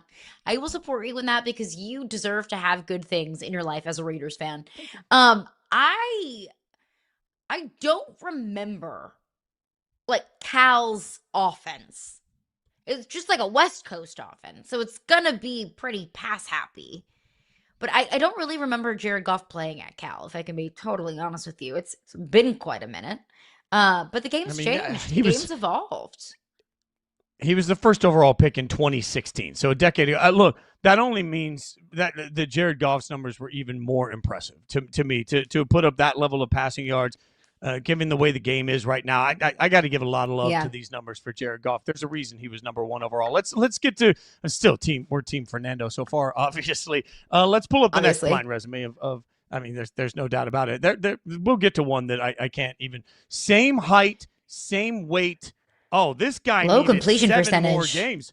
Oh, low completion percentage. I mean, the touchdown to interception ratio far favors. But this is a joke. Who's Fernando kicking the snot out of here? Is this Jameis? Oh man. Oh, it's Matt Ryan. Ryan. Yeah, Matt Ryan. Yeah, I mean, look. Matt Ryan. Apologies to Boston College great Matt Ryan, but I'm just like this is a 50 in today's world. this is a reminder again of how the way we break down quarterbacks has changed so much. In today's world, if you came in with that touchdown to interception ratio and that completion percentage, you would be absolutely destroyed. Orlovsky would be breaking down some random game 4, where it's like, you don't like the way he throws from hash A to hash B. Chase Daniel would be fighting with him on Twitter. Like, Matt Ryan would be absolutely eviscerated for that stat line. And it doesn't mean that Matt Ryan didn't turn out to be a great quarterback. But, man, like that Fernando definitely over Matt Ryan, right? Fernando over Matt Ryan. Even if I didn't agree with you, I would still agree with you because I'm just going to let you have your little moment here. But yeah, it is fascinating to see the way that the draft process has evolved, or at least the way that we examine quarterbacks and evaluate quarterbacks. That touchdown to interception ratio would be nitpicked apart like crazy. We would say Matt Ryan can't take care of the football. We would say Matt Ryan is careless. We would say Matt Ryan isn't accurate enough. If you have a completion percentage below 60, it's like, oh my, even if it's 59.9%, it's like, oh my gosh, how in the world could we trust this guy with the future of our franchise? So it is fascinating to see the way that things have changed here. And I should note here, by the way, all of the guys that we've mentioned so far, Cam Ward, Matt Ryan, and Jared Goff, are people that we've heard some level of comp conversation with for Fernando Mendoza. And that's one of the things that I think is really, really difficult. Like, I will never forget being in the stadium for the Ohio State-Georgia playoff game when C.J. Stroud went off running the football. And I was sitting next to our buddy Harry Douglas. And Harry at the time just leaned over to me as we were watching this go down. And Harry said, man, my guy's making a lot of money tonight. And his point was, in these playoff matchups, when you show scouts the best that you can do, it definitely weighs the way you see prospects differently. I do want to stress here that one advantage that Fernando has, that Matt Ryan didn't have, that Jared Goff didn't have, and that Cam Ward didn't have, is he had a playoff run, right? So how much of what we see, because again, we'll talk about Orlovsky and his quarterback breakdowns in a minute, but part of what he's been talking about is Fernando Mendoza's first 8 games. Well, the weird part about college football now, one of the things that I think was really detrimental for Cam Ward a year ago is that Miami didn't make the playoffs. So we didn't get to see Cam versus the best of the best. And, so frankly, back in the era where Matt Ryan was playing for Boston College, there was never a chance to see Matt Ryan take on 3 straight playoff teams on a run to a national championship. So it's an advantage for Fernando. I know we've got another one. Let's pull up another blind resume, see what we've got here on this one. And see how these numbers stack up. 6'6", so this quarterback is taller. 265. This quarterback he's a big drink of water. Way less passing yardage. This got to be another previous era quarterback. I swear to God, if this is Jamarcus Russell, I'm gonna come through this TV and I'm gonna start popping people. I was thinking Jamarcus Russell too. Josh, like 6'6", 265. Who could that be? You know what? This is a level of outrage I will not stand for. There are certain words you are not allowed to say. Important to point out, Jamarcus Russell didn't not work out in the league because he wasn't talented, wasn't physically gifted, wasn't a great quarterback. Jamarcus Russell didn't work out in the NFL because of Jamarcus Russell. Now, you never know how somebody handles the lights and the attention and the fame and the money. But from everyone that knows Fernando Mendoza and has spoke at length with Fernando Mendoza, there's not a level of concern that Fernando Mendoza is going to fizzle out because of his own detriment, because of his own downfall. But that is a funny little joke that everybody just played on. Taking the rest of the show off. I am taking. I like Jamarcus Russell. Big Jamarcus Russell. Here's the thing.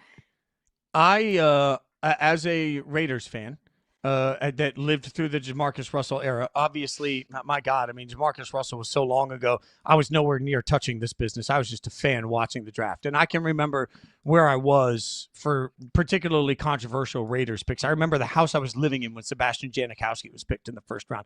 I remember the chair I was sitting in when Michael Huff was drafted. I remember the room I was in with my friends when Darius Hayward-Bay was drafted. Like, I remember the Raiders bust. And I remember the way I felt about Jamarcus Russell, even as a fan, because we watched him at LSU have a couple of really good games, and then everybody started talking about the fact that at the Combine, he could throw the ball or his pro day, he threw the ball 60-plus yards from his knees, and you just knew that was going to be the pick.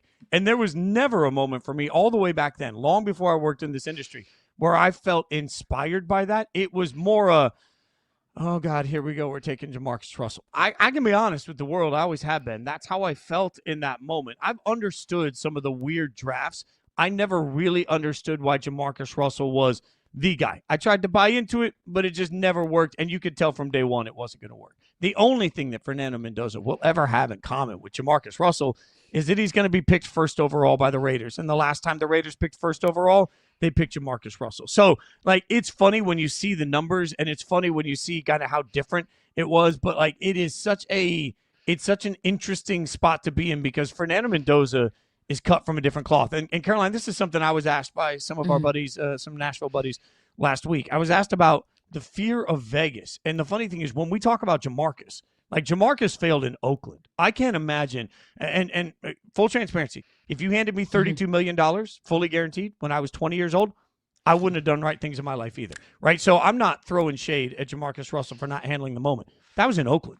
Now the first overall pick comes in with the expectations of a city that has temptation. NFL cities everywhere have temptation. But I think the very personality you've referenced a few times is part of why I love this pick. Fernando Mendoza is not going to go to Vegas and be worried about anything other than football. And that's so tough to do. I myself have considered multiple times moving back to the city that I'm from, that I love.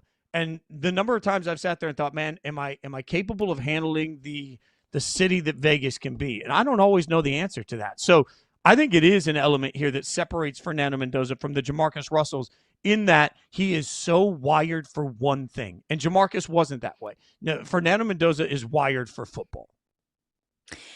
I always believe that a good egg is going to be good and a bad egg is going to be bad no matter where you put them. Of course, there are more cities with more temptation. Miami, Vegas, I would throw Nashville into the conversation, party cities where it's a little bit more difficult to avoid those temptations. But I mean, we've seen plenty of players get into plenty of trouble in any city across America. I always get frustrated whenever people point to Memphis as being the reason why Ja Morant has had so many off the court issues. I don't know, man. I go to Memphis at least 3 to 4 times a year. I have family from Memphis. My mom is from Memphis. I don't know of any of them that have gotten in trouble just because they live in Memphis. I think Ja Morant would find a way to get into trouble if he was in Salt Lake City, Utah, if he was in Paducah, Kentucky. Sometimes if people want to find trouble, they'll find it no matter where they are.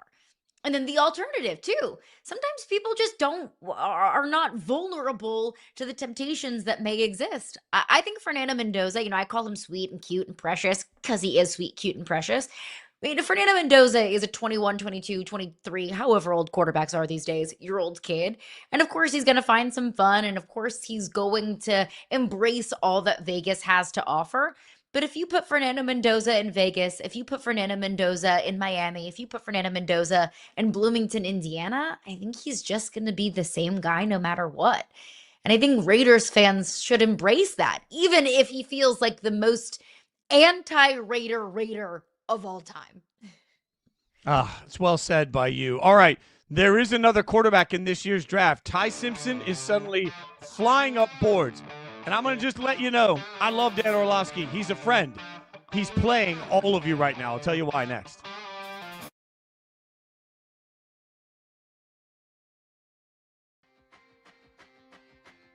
Peterson looked like the clear-cut number 1 pick in the first half of that game. He looked like the clear-cut number 1 pick. The fluidity on the floor, the ease in which he moved off ball defensively, creating havoc. He looked majestic. Sometimes it just comes down to as simple as like, this dude moves the way basketball players are born to move. Was Kevin Durant the last college scorer that made it look as effortless?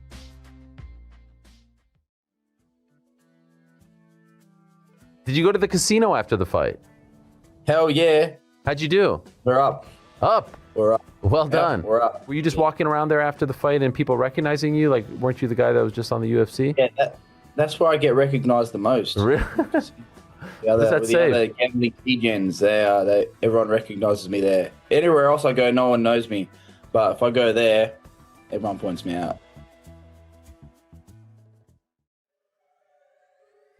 The 72 Dolphins is infamously the no-name defense. This one's the too many name defense. Too many names, Too many names. Defenses were ahead of offenses this season for a lot of it. Like the best teams in the NFL had the best defenses. We're sitting here talking about this defense and how good it was and how hard it is to isolate one player. And yeah, that's the sport of football. It's a team sport. It's hard to isolate individual players, and Seattle really exemplified that all year. We're ranking the actual threats from the absolute frauds. Your contenders, who do you got? My contenders. So I have Sporting, and I say that because they have had a strong top 8 finish over some other heavyweight teams.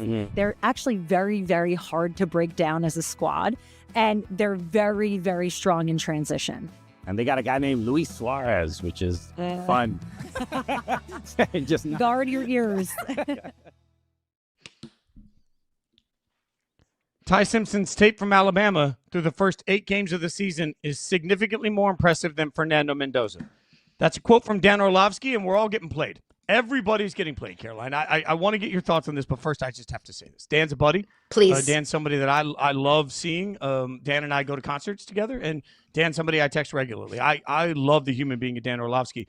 Long before we worked together at ESPN, I text Dan and said, I love your work. Dan is a film junkie. So when he says this comes from a genuine spot. Like, he has watched these games and he believes it. Here's my only question. Why stop at 8? Like, Dan, you took the time to break down 8 games, and you knew that you had 8 more to break down because of the way the playoffs run. So you knew you had a full body of evidence that you could break down. Dan could have stayed quiet, broken down the entire season, and then told us flat out by the look of the entire body of work which quarterback is better. He chose not to do that. Why did he choose not to do that? Because this is inflammatory. Like, coming in and saying the opposite thing. Hey, after 8 games, Ty Simpson looks a lot better. Okay, so what? What does that mean, Dan? What are you actually telling us from that? Are you telling us that you think Ty Simpson is a better quarterback than Fernando Mendoza? Or did you just pick a stopping point in your film study that would allow you to then come out and say something that everybody's going to react to? Like, I know Dan doesn't care about clicks. I've talked to him about the fact, like, I've reached out to him when I thought people were terrible on Twitter, and he's first to come back and say, I don't know, I don't look at it. He does not care. He doesn't care what I think. He's not going to care what anybody has to say about this. I just think we all need to go into this eyes wide open and understand that if he had the time to break down 8, he could have taken another couple of days as fast as he consumes film and broken down the rest of the season and then given us a total statement on Ty versus Fernando. Dan chose not to do that. He chose instead to come out 8 games in because it will get everybody screaming about quarterbacks, and it's now created multiple days of content across the entire media landscape. That being said, Caroline, you have watched a lot of Ty Simpson, all right? Where are you on Ty Simpson being better than Fernando, or about Dan's take of 8 games in? No. No. Look, Dan Orlovsky knows far more about quarterbacking than I ever will. He played the position. He played it at a high level. I never have. I never will. So let me just acknowledge that. Dan Orlovsky cut it off at 8 games because Ty Simpson had a nosedive in the latter half of the season, latter third of the season. In the first 8 weeks of the season, Ty Simpson only threw 1 interception. In the final games of the season, he threw 4 in 4 games. Ty Simpson really struggled in the back half of the season in a loss against Oklahoma. He threw 2 interceptions against Directional State University.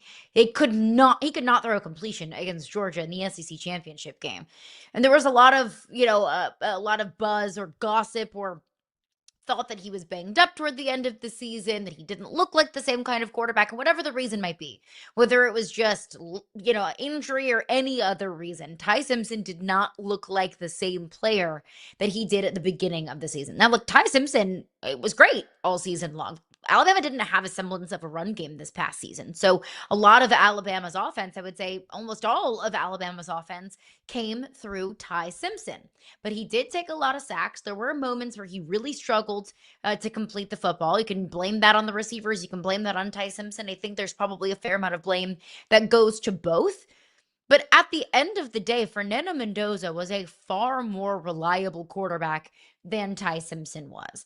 At the end of the day, Fernando Mendoza was a far more physical quarterback than Ty Simpson was. Well, I don't think Fernando Mendoza is ever going to be known for his physical style of running or his ability to be just like a track star. But what Fernando Mendoza can do is he can pick you up a couple of yards. He can extend plays with his legs. I think back to the Rose Bowl, and we heard Kirk Herbstreit talking about how Fernando Mendoza runs like a baby gazelle. So he's not necessarily a bumbling runner, but he's a strategic runner. And we saw more of Fernando Mendoza being able to create plays with his legs than we saw Ty Simpson do really all season long. No, I think one thing is the intangibles, the uncoachables of both of these guys. Fernando Mendoza, he has the personality, he has the want, he has the toughness, he has the physicality. We all saw his chin strap full of blood in the national championship game. We all saw Fernando Mendoza stretching his arms out into the end zone at the end of that game that really put the national championship game on ice. For Ty Simpson, he's a coach's kid. You know, he has so much drive. It's all about the team. It's not about me. It's what I can do better. He is so cut from the Nick Saban cloth. So both of these guys have things that you would want in your franchise quarterback, things that you just don't find every single day, and things that you cannot coach, especially at this level of football. But when it comes down to who did more for their team, Fernando Mendoza did more for Indiana than I think Ty Simpson did for Alabama. And that's not a knock on Ty Simpson. It just is what it is. The other part too is experience. Ty Simpson only has, let me pull up his number of completions, 523 pass attempts in college football. Fernando Mendoza has over 1,000. So if you want to talk about not just skill, not just impact, but also experience, Fernando Mendoza has twice the number of attempts than Ty Simpson does. And that matters at the next level. Yeah, and I want to make it clear, if Dan favors one quarterback or the other, okay, that's great. Like, great minds don't agree on anything. If you put 13 musicians in a room and asked them who the best guitar player is on tour, we wouldn't agree on the same guy. Doesn't mean that Dan's right or wrong. Time will tell. I just don't like the 8-game process when, certainly it wouldn't have taken him that much longer to break the rest of it down. We got some other news yesterday as report cards were leaked. Remember, the Players Association was taken to arbitration by the NFL. An arbiter ruled that they could not put out these report cards. They couldn't release it because it was damaging to the league. But somehow, some way, we got them yesterday. So credit to Kalen Collar yesterday from ESPN, who was able to get the report cards across the board. Some surprising stuff here, including the Steelers being at the bottom of the league. The Pittsburgh Steelers. The Pittsburgh Steelers, by Players Association votes, have the worst grades in the NFL. That was shocking to me. Because we all have talked so much about ownership in Pittsburgh, how Pittsburgh has been so incredibly consistent because they have good ownership, that they've only had 3 coaches over the last 100 years because they have good ownership. The Steelers are a very well-run organization. So I was shocked to see that. I'm with you there. The other thing I was shocked to see was the low grades that it felt like pretty much every single team in the league got. There were so many F-minuses for home game field. I saw Cincinnati got an F-. I saw Tennessee got an F-. Both the Giants and Jets, MetLife, got an F-. If you look at it, I think there are worse grades for home game field condition and quality and experience than any other grade in the NFL. The teams that did get good grades for a home game field, whatever the term was, but it was home game field, essentially. All of the fields that got good grades were all of the majority of stadiums that have real natural grass. If this isn't just a message from players to the rest of the league, players want natural grass, and it is not even close. So if owners want to use these report cards and actually turn it into real and tangible change, listen to your players. It's pretty obvious what they're telling you. It's also amazing to me how many teams got poor grades on treatment of families.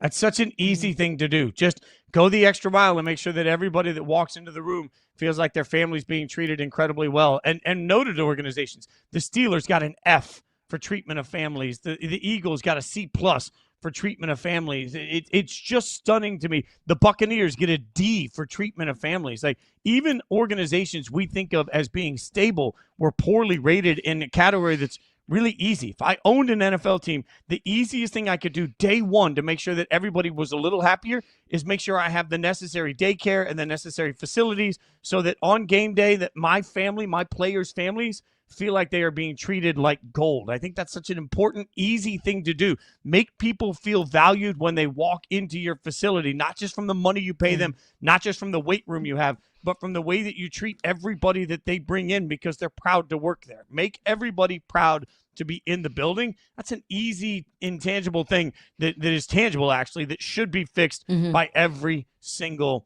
NFL team. All right, plenty to keep breaking down in the NFL. We've got a big weekend, though, coming up in college basketball. We're going to get some thoughts on what Vegas sees from our buddy Ben Fawkes joining us next. It's Friday, which means Friday with Fawkes.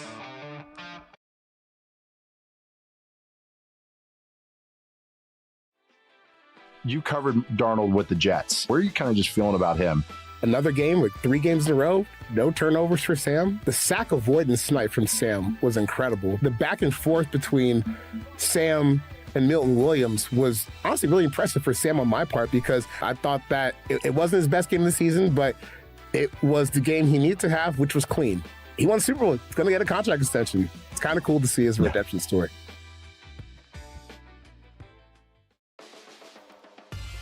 What was it like being at MSG? Like in the back, the locker room? Like, could you feel that it was a little different? It's a total different experience from being there as a spectator to actually being there backstage and all of that stuff. Total different experience. I was so tuned into my fight. I don't even think I was looking at the referee. I'm just there, just kind of just like looking down. I'm listening to what he's saying. At the same time, I'm just thinking about the fight. I'm like, yeah, all right, y'all done? You ready? Right? Yeah. All right, it's time to go.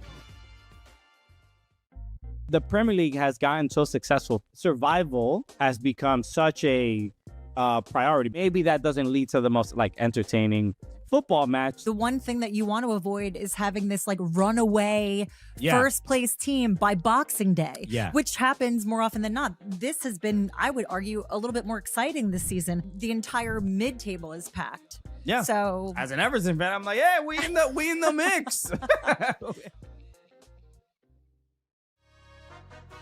For Clippers fans, I just feel bad, Tom. I mean, I feel bad. It's always something with the Clippers. It's always something. And then, you know, the year begins and the whole aspiration thing, and then the team sucks. And then they start winning and they make a run and they're in the play-in and the playoffs are ahead. And then this all happens. James Harden does it again. He asks for another trade. Kansas guard Darren Peterson remains the favorite, minus 140 to go, number 1 overall in the 2026 NBA draft at BetMGM. But AJ Dybantsa has closed the gap significantly. You see there where it opened, that tweet from Yahoo Sports betting analyst Ben Fawkes, who joins us now. We're going to talk a bunch of different stuff, but let's start there. We don't even know which team has the first pick in the draft, and we've got Peterson's draft stock falling. Is this a good time to maybe put a little cash there in on Dybantsa or even Cam to go first overall? Yeah, first of all, great to be with you guys. Hopefully we're going towards spring, because I think I'm getting paler every week that I come on. I don't know if it's the background. You look amazing. But it's been a long winter. We're ready to move towards spring here. Yeah, look, the NBA draft market has been up. I think it's interesting that these odds have shifted somewhat. These seem like the top 2 players. I think Cam Boozer still a little further off at plus 750. All 3 of these teams look like they're pretty safely right in the NCAA tournament. And we have seen odds shift significantly with how deep a run a team can make in the tournament and how they play in those games as well. I think you're weighing a lot of factors too, right? You're weighing how good does this prospect look basically this season, as well as projecting kind of what they look like in the NBA. And I think that's the real difficulty between especially the top 2. With Darren Peterson and Dybantsa, well, probably butcher his name a couple times, but we'll call it Dybantsa. I think I was close enough. I think what's interesting, both BYU and Kansas, they both played 28 games, but Peterson's only played 17 of them. And obviously he's played only parts of some. He's played fewer minutes than Dybantsa. Also, Dybantsa has more rebounds and assists. So he's contributed more, I would say. BYU obviously doesn't have as good a team, but he's just looked a little better. And I think that's what some scouts and everyone has been talking about as well with Peterson, and the nagging kind of, is this an injury issue? Is this a desire to play issue? And that's something you're not really going to know probably until people dig a little deeper. I think in terms of pure overall talent, Peterson probably is a better player, which is why you could argue, hey, it's down to minus 140. Now's the time to jump in. I think I would probably go the other way and go with Dybantsa at plus money, still at plus 130. They're going to make the tournament. He's going to have a chance to showcase that. And it just seems like there's a lot of question marks around Peterson. And so especially at minus 140, even though it's come down certainly from minus 360, minus 300, it just feels like there are too many question marks there. And generally, if you have a number one overall pick, which is what we're talking about, you don't want to have those questions in terms of motor, right? You could have questioned whether Anthony Edwards was a good enough shooter to make the NBA, but nobody was questioning his work ethic. And so that's what, typically bears out over the course of years and gets those players with a lot of potential to actually fulfill the potential. So, Ben, you make us smarter every single week. And one thing that I have learned from you is it's not just about what you bet, it is when you bet.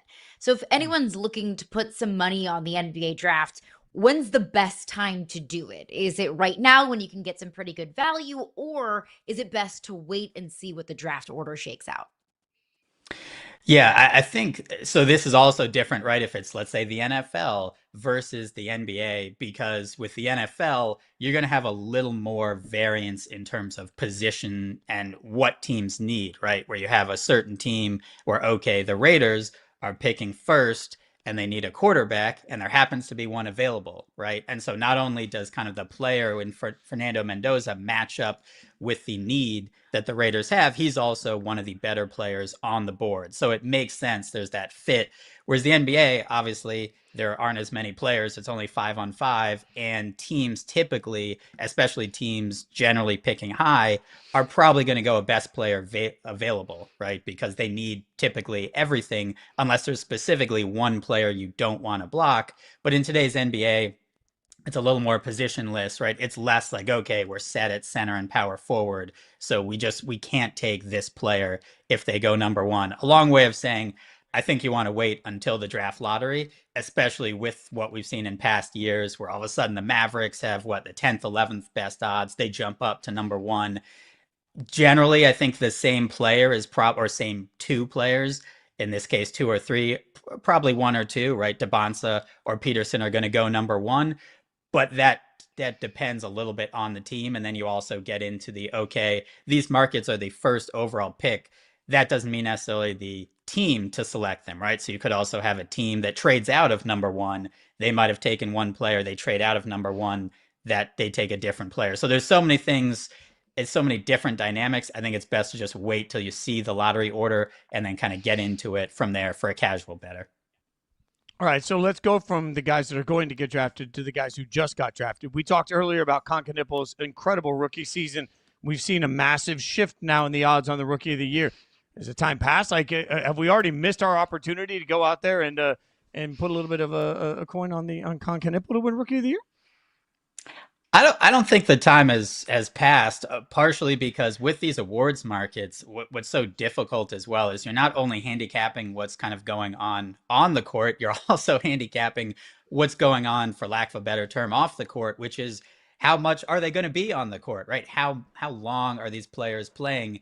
And you also have, again, with these two players, Kon Knueppel has been fantastic. I think if it ended right now, right, that's why you have Cooper Flagg is minus 220, Kon Knueppel plus 120. You would think that Flagg would win the award, but as the games go by and Flagg misses more games, and Knueppel is also on a team that wants to win, they're in the play-in, right? They're right on the edge of the play-in tournament, look like they'll probably make it.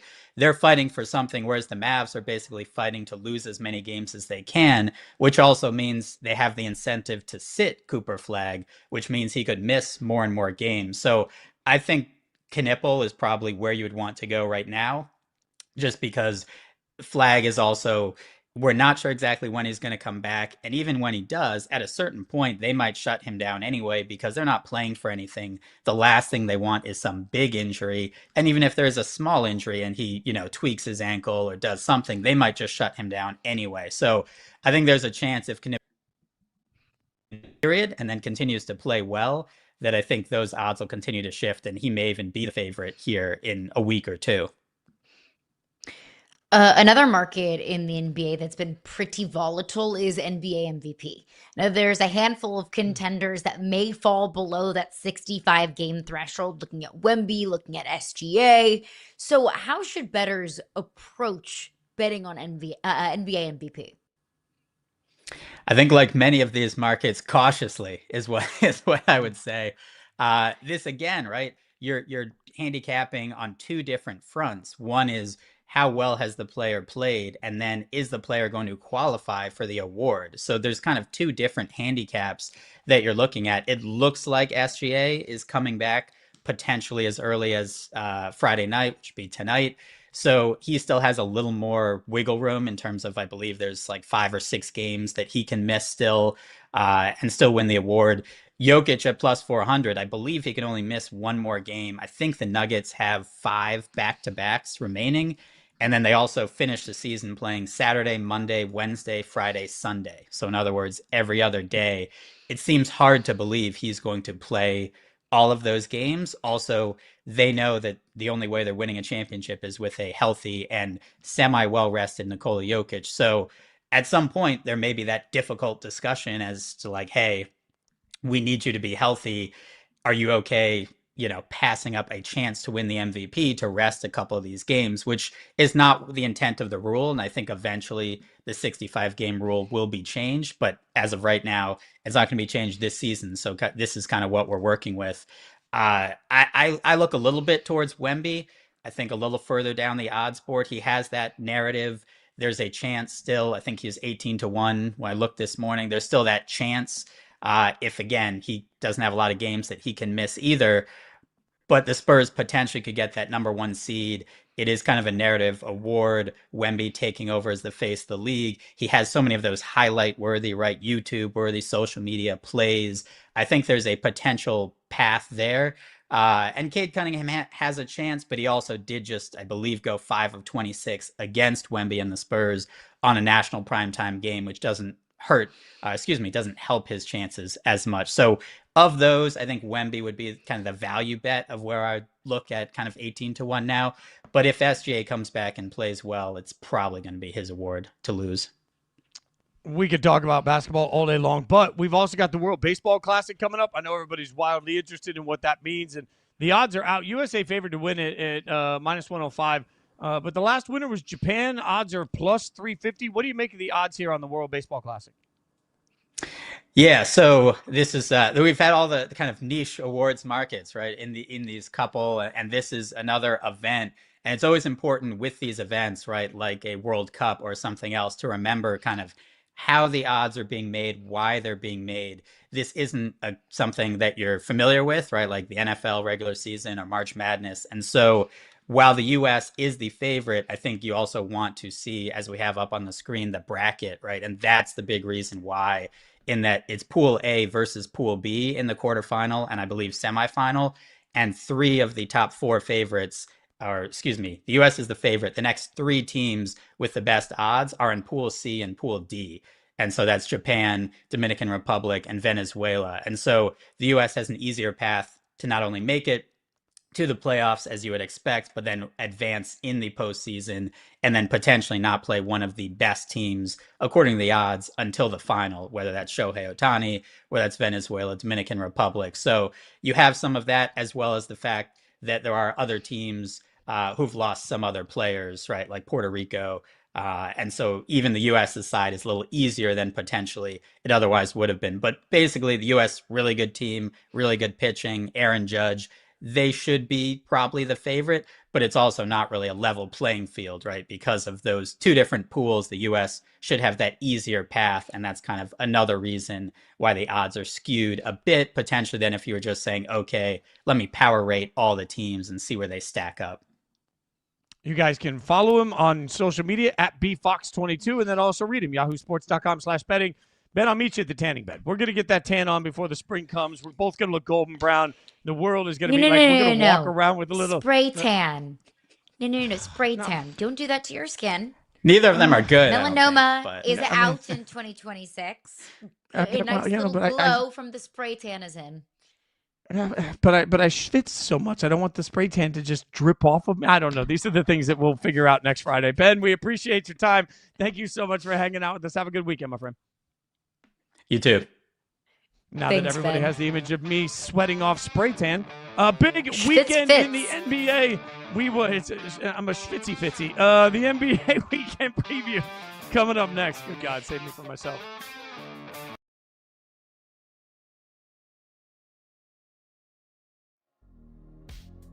Who's the dream fight? Like, who's the final boss for you? Nyla Inoue. Yeah, that's the one. Huh? Yeah, I feel like he's the guy. What a freaking fight that would be. Yeah, that would be amazing. How far away do you think you are from this, like, maybe being a thing? I would say maybe a year. Yeah. Maybe just a year away. Yeah, it's Is the right dream there. to try to, like, get more belts so that entices him to come after you? Okay. 100%. He's going to get a wake-up call fighting a guy like me. And Kenneth Walker wins Super Bowl MVP. The way he's kind of molded his game to work for him has been fun because it's such a hard turn from where he started. Sometimes it feels like a more dramatic version of like how Le'Veon Bell used to run the ball, how Le'Veon would stop and wait and see things open. But Le'Veon, like, he was hugging the ass of his centers and his guards. Kenneth is like, he's like step back so he can see the whole picture open up. And then when it hits, he's off. The Sixers, to me, are the biggest loser of the trade deadline. You get these middling picks for Jared McCain, one of your most promising young players, to duck the tax. Just a joke. If I'm a Sixers fan, I'm infuriated. The Sixers, losers this trade deadline. It's just so disappointing for Philadelphia, man.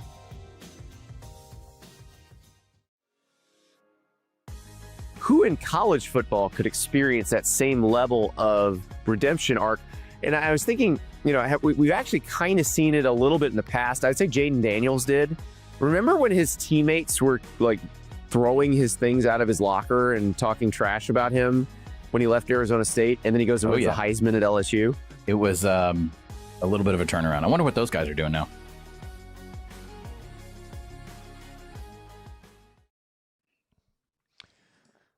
Oh, you know what that face means on a Friday? It means it's time for Can't Wait. This is where we decide on a weekend full of action what is great and what isn't. We do this evoking the spirit and voice of the great Bart Scott. If something is absolutely incredible, then we call it a Bart. And if we call it a Bart, you hear this. Can't wait. But what would be the opposite of a Bart? Well, of course, because we are adults here, the opposite of a Bart is a fart. So if something's terrible, it's a fart, you'll hear this. Never gets old. All right. So let's take a look at some of the big. Never gets old for me. Never. Caroline's face always tells you exactly how she feels about it. All right. So this is what we're going to do. We're going to go through a stacked weekend of NBA action, and we will start with Cavs-Pistons. Tonight, 7 p.m. Eastern, Donovan Mitchell out with the groin injury. James Harden questionable with the fracture in his finger. Is this one a Bart or a fart? It should be a Bart, but unfortunately, no Donovan Mitchell. James Harden questionable. That's a fart. If you're without Donovan Mitchell and James Harden, this is a game that Detroit should win and should win handedly. And then we're having yet another conversation the next morning of the Pistons are the best team in the NBA. Because we just had that conversation after the Pistons squeaked by the Oklahoma City Thunder's B team and beat them by 8 points. And it looked pretty hairy there. Looked like Oklahoma City was still going to be able to pull it out, even without 5 of their 6 leading scorers. So if you're without those two in Cleveland, that's a fart. No thanks. So I hear you. I'm going to call this game a Bart. Can't wait. And it's because I need to see what Detroit looks like against this B squad, right? Like, because you're right. They did not look particularly inspiring against the B squad of OKC. But if we're going to sit here and try and anoint Detroit constantly, I think there is an opportunity to see how they take advantage of this. And also, what's the level of fight look like from the Cavs? Like, this is where Cavs fans can say, well, we've got injuries. Okay.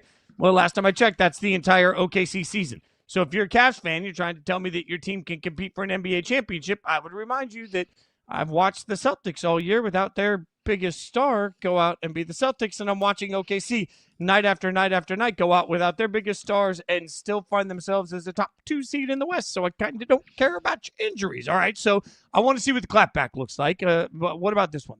If that one was a fart for you, maybe I can entice you into this one. Thunder Nuggets, which is just my favorite phrase for any game, Thunder Nuggets. The Nuggets take on the Thunder tonight, 9:30 p.m. Eastern. Is this a Bart or a fart? This is a Bart. Can't wait. This is a big old Bart. This is a Bart in capital letters. SGA is available tonight. Thank you. It deserves two little, hat tips to our friend Bart Scott here.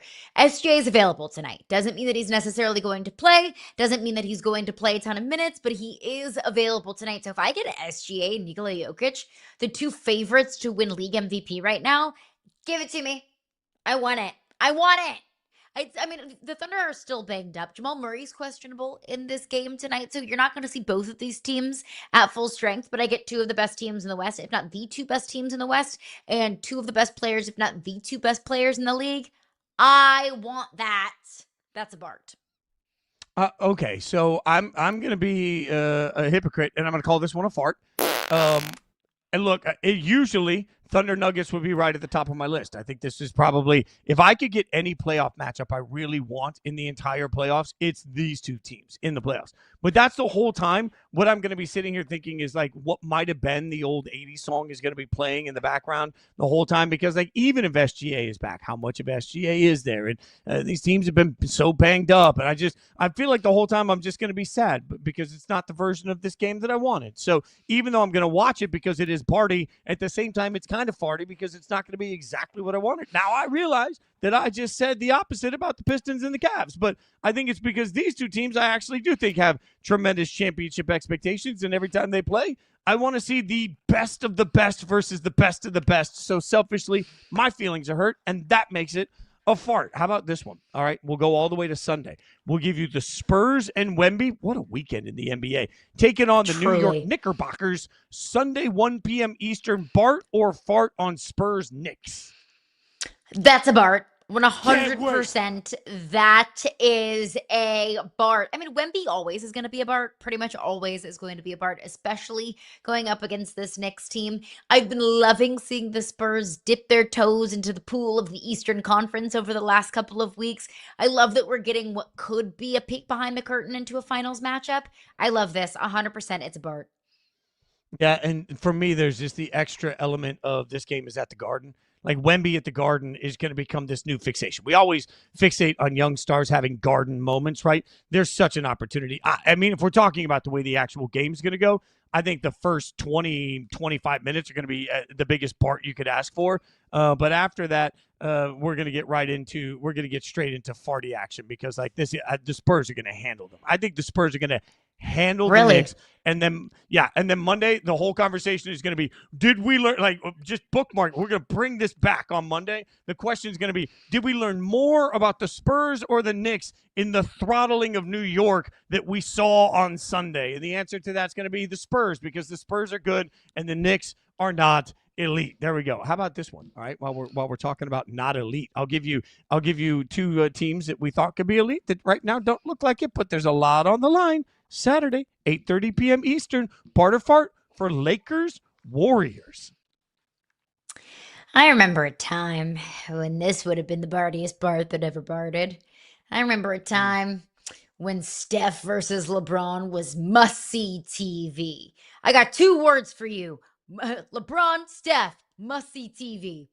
But this is not just a fart. This is that's an old man fart that you just heard right there. Got a bunch of old guys running around. This is unfortunately what should be a Bart is a fart.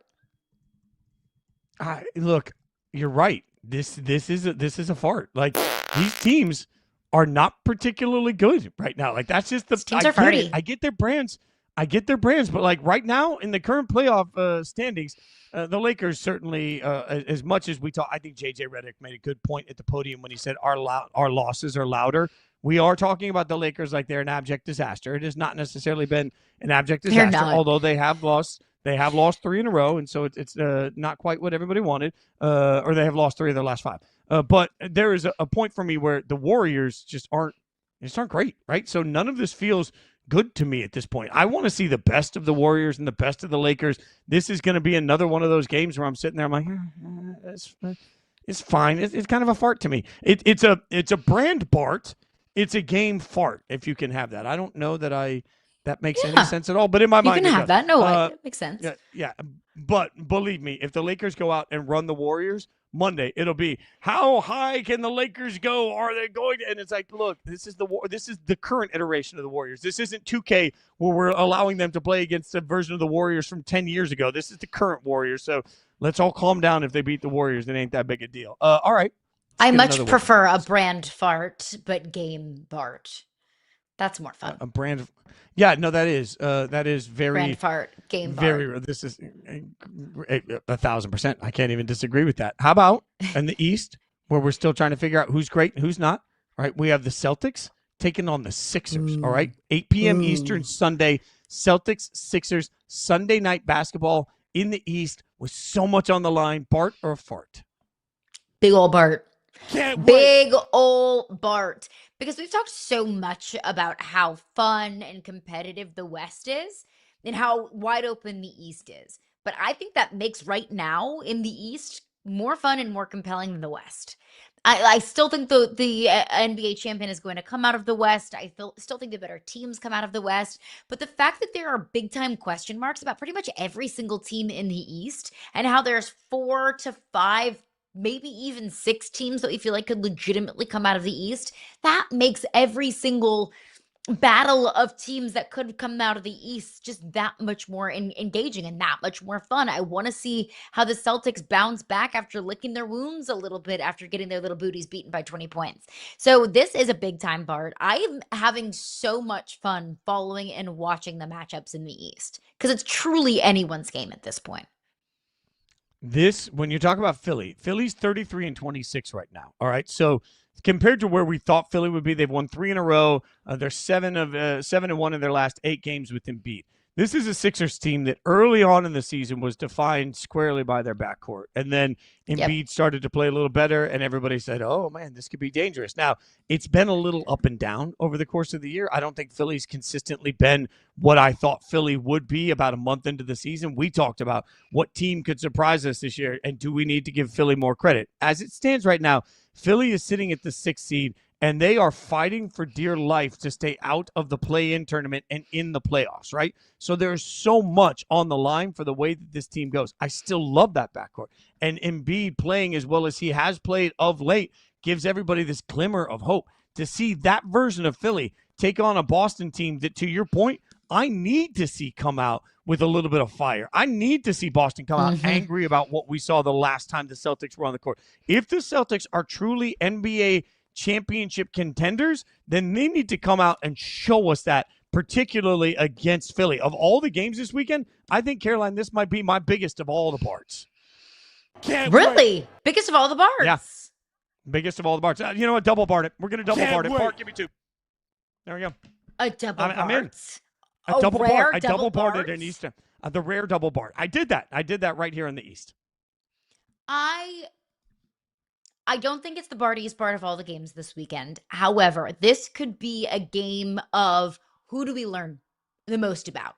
Like, who reveals themselves as being, and I think the Celtics and Sixers right now are and should be viewed on 2 different playing fields, or at least in 2 different stratospheres in terms of postseason expectations and what they need to prove and show right now. But I want to see the Celtics reveal themselves of, look, a 20-point loss to Denver is not who we are, that we are a legitimate contender. And I want to see the Sixers cement themselves kind of in that conversation. They're on the outside looking in. I want to see the Sixers, or at least what they can prove this weekend with a potential win over the Celtics. What I can guarantee you is that after all that NBA action Monday morning, we will overreact or sufficiently react, God only knows, to every single ounce of it. She's Caroline Fenton. I'm Jason Fitz. We're going to be back right with you on Monday, 9 a.m. Be sure to hang out with us. Have a safe weekend. Thanks for watching Yahoo Sports Daily. Come back, see us Monday.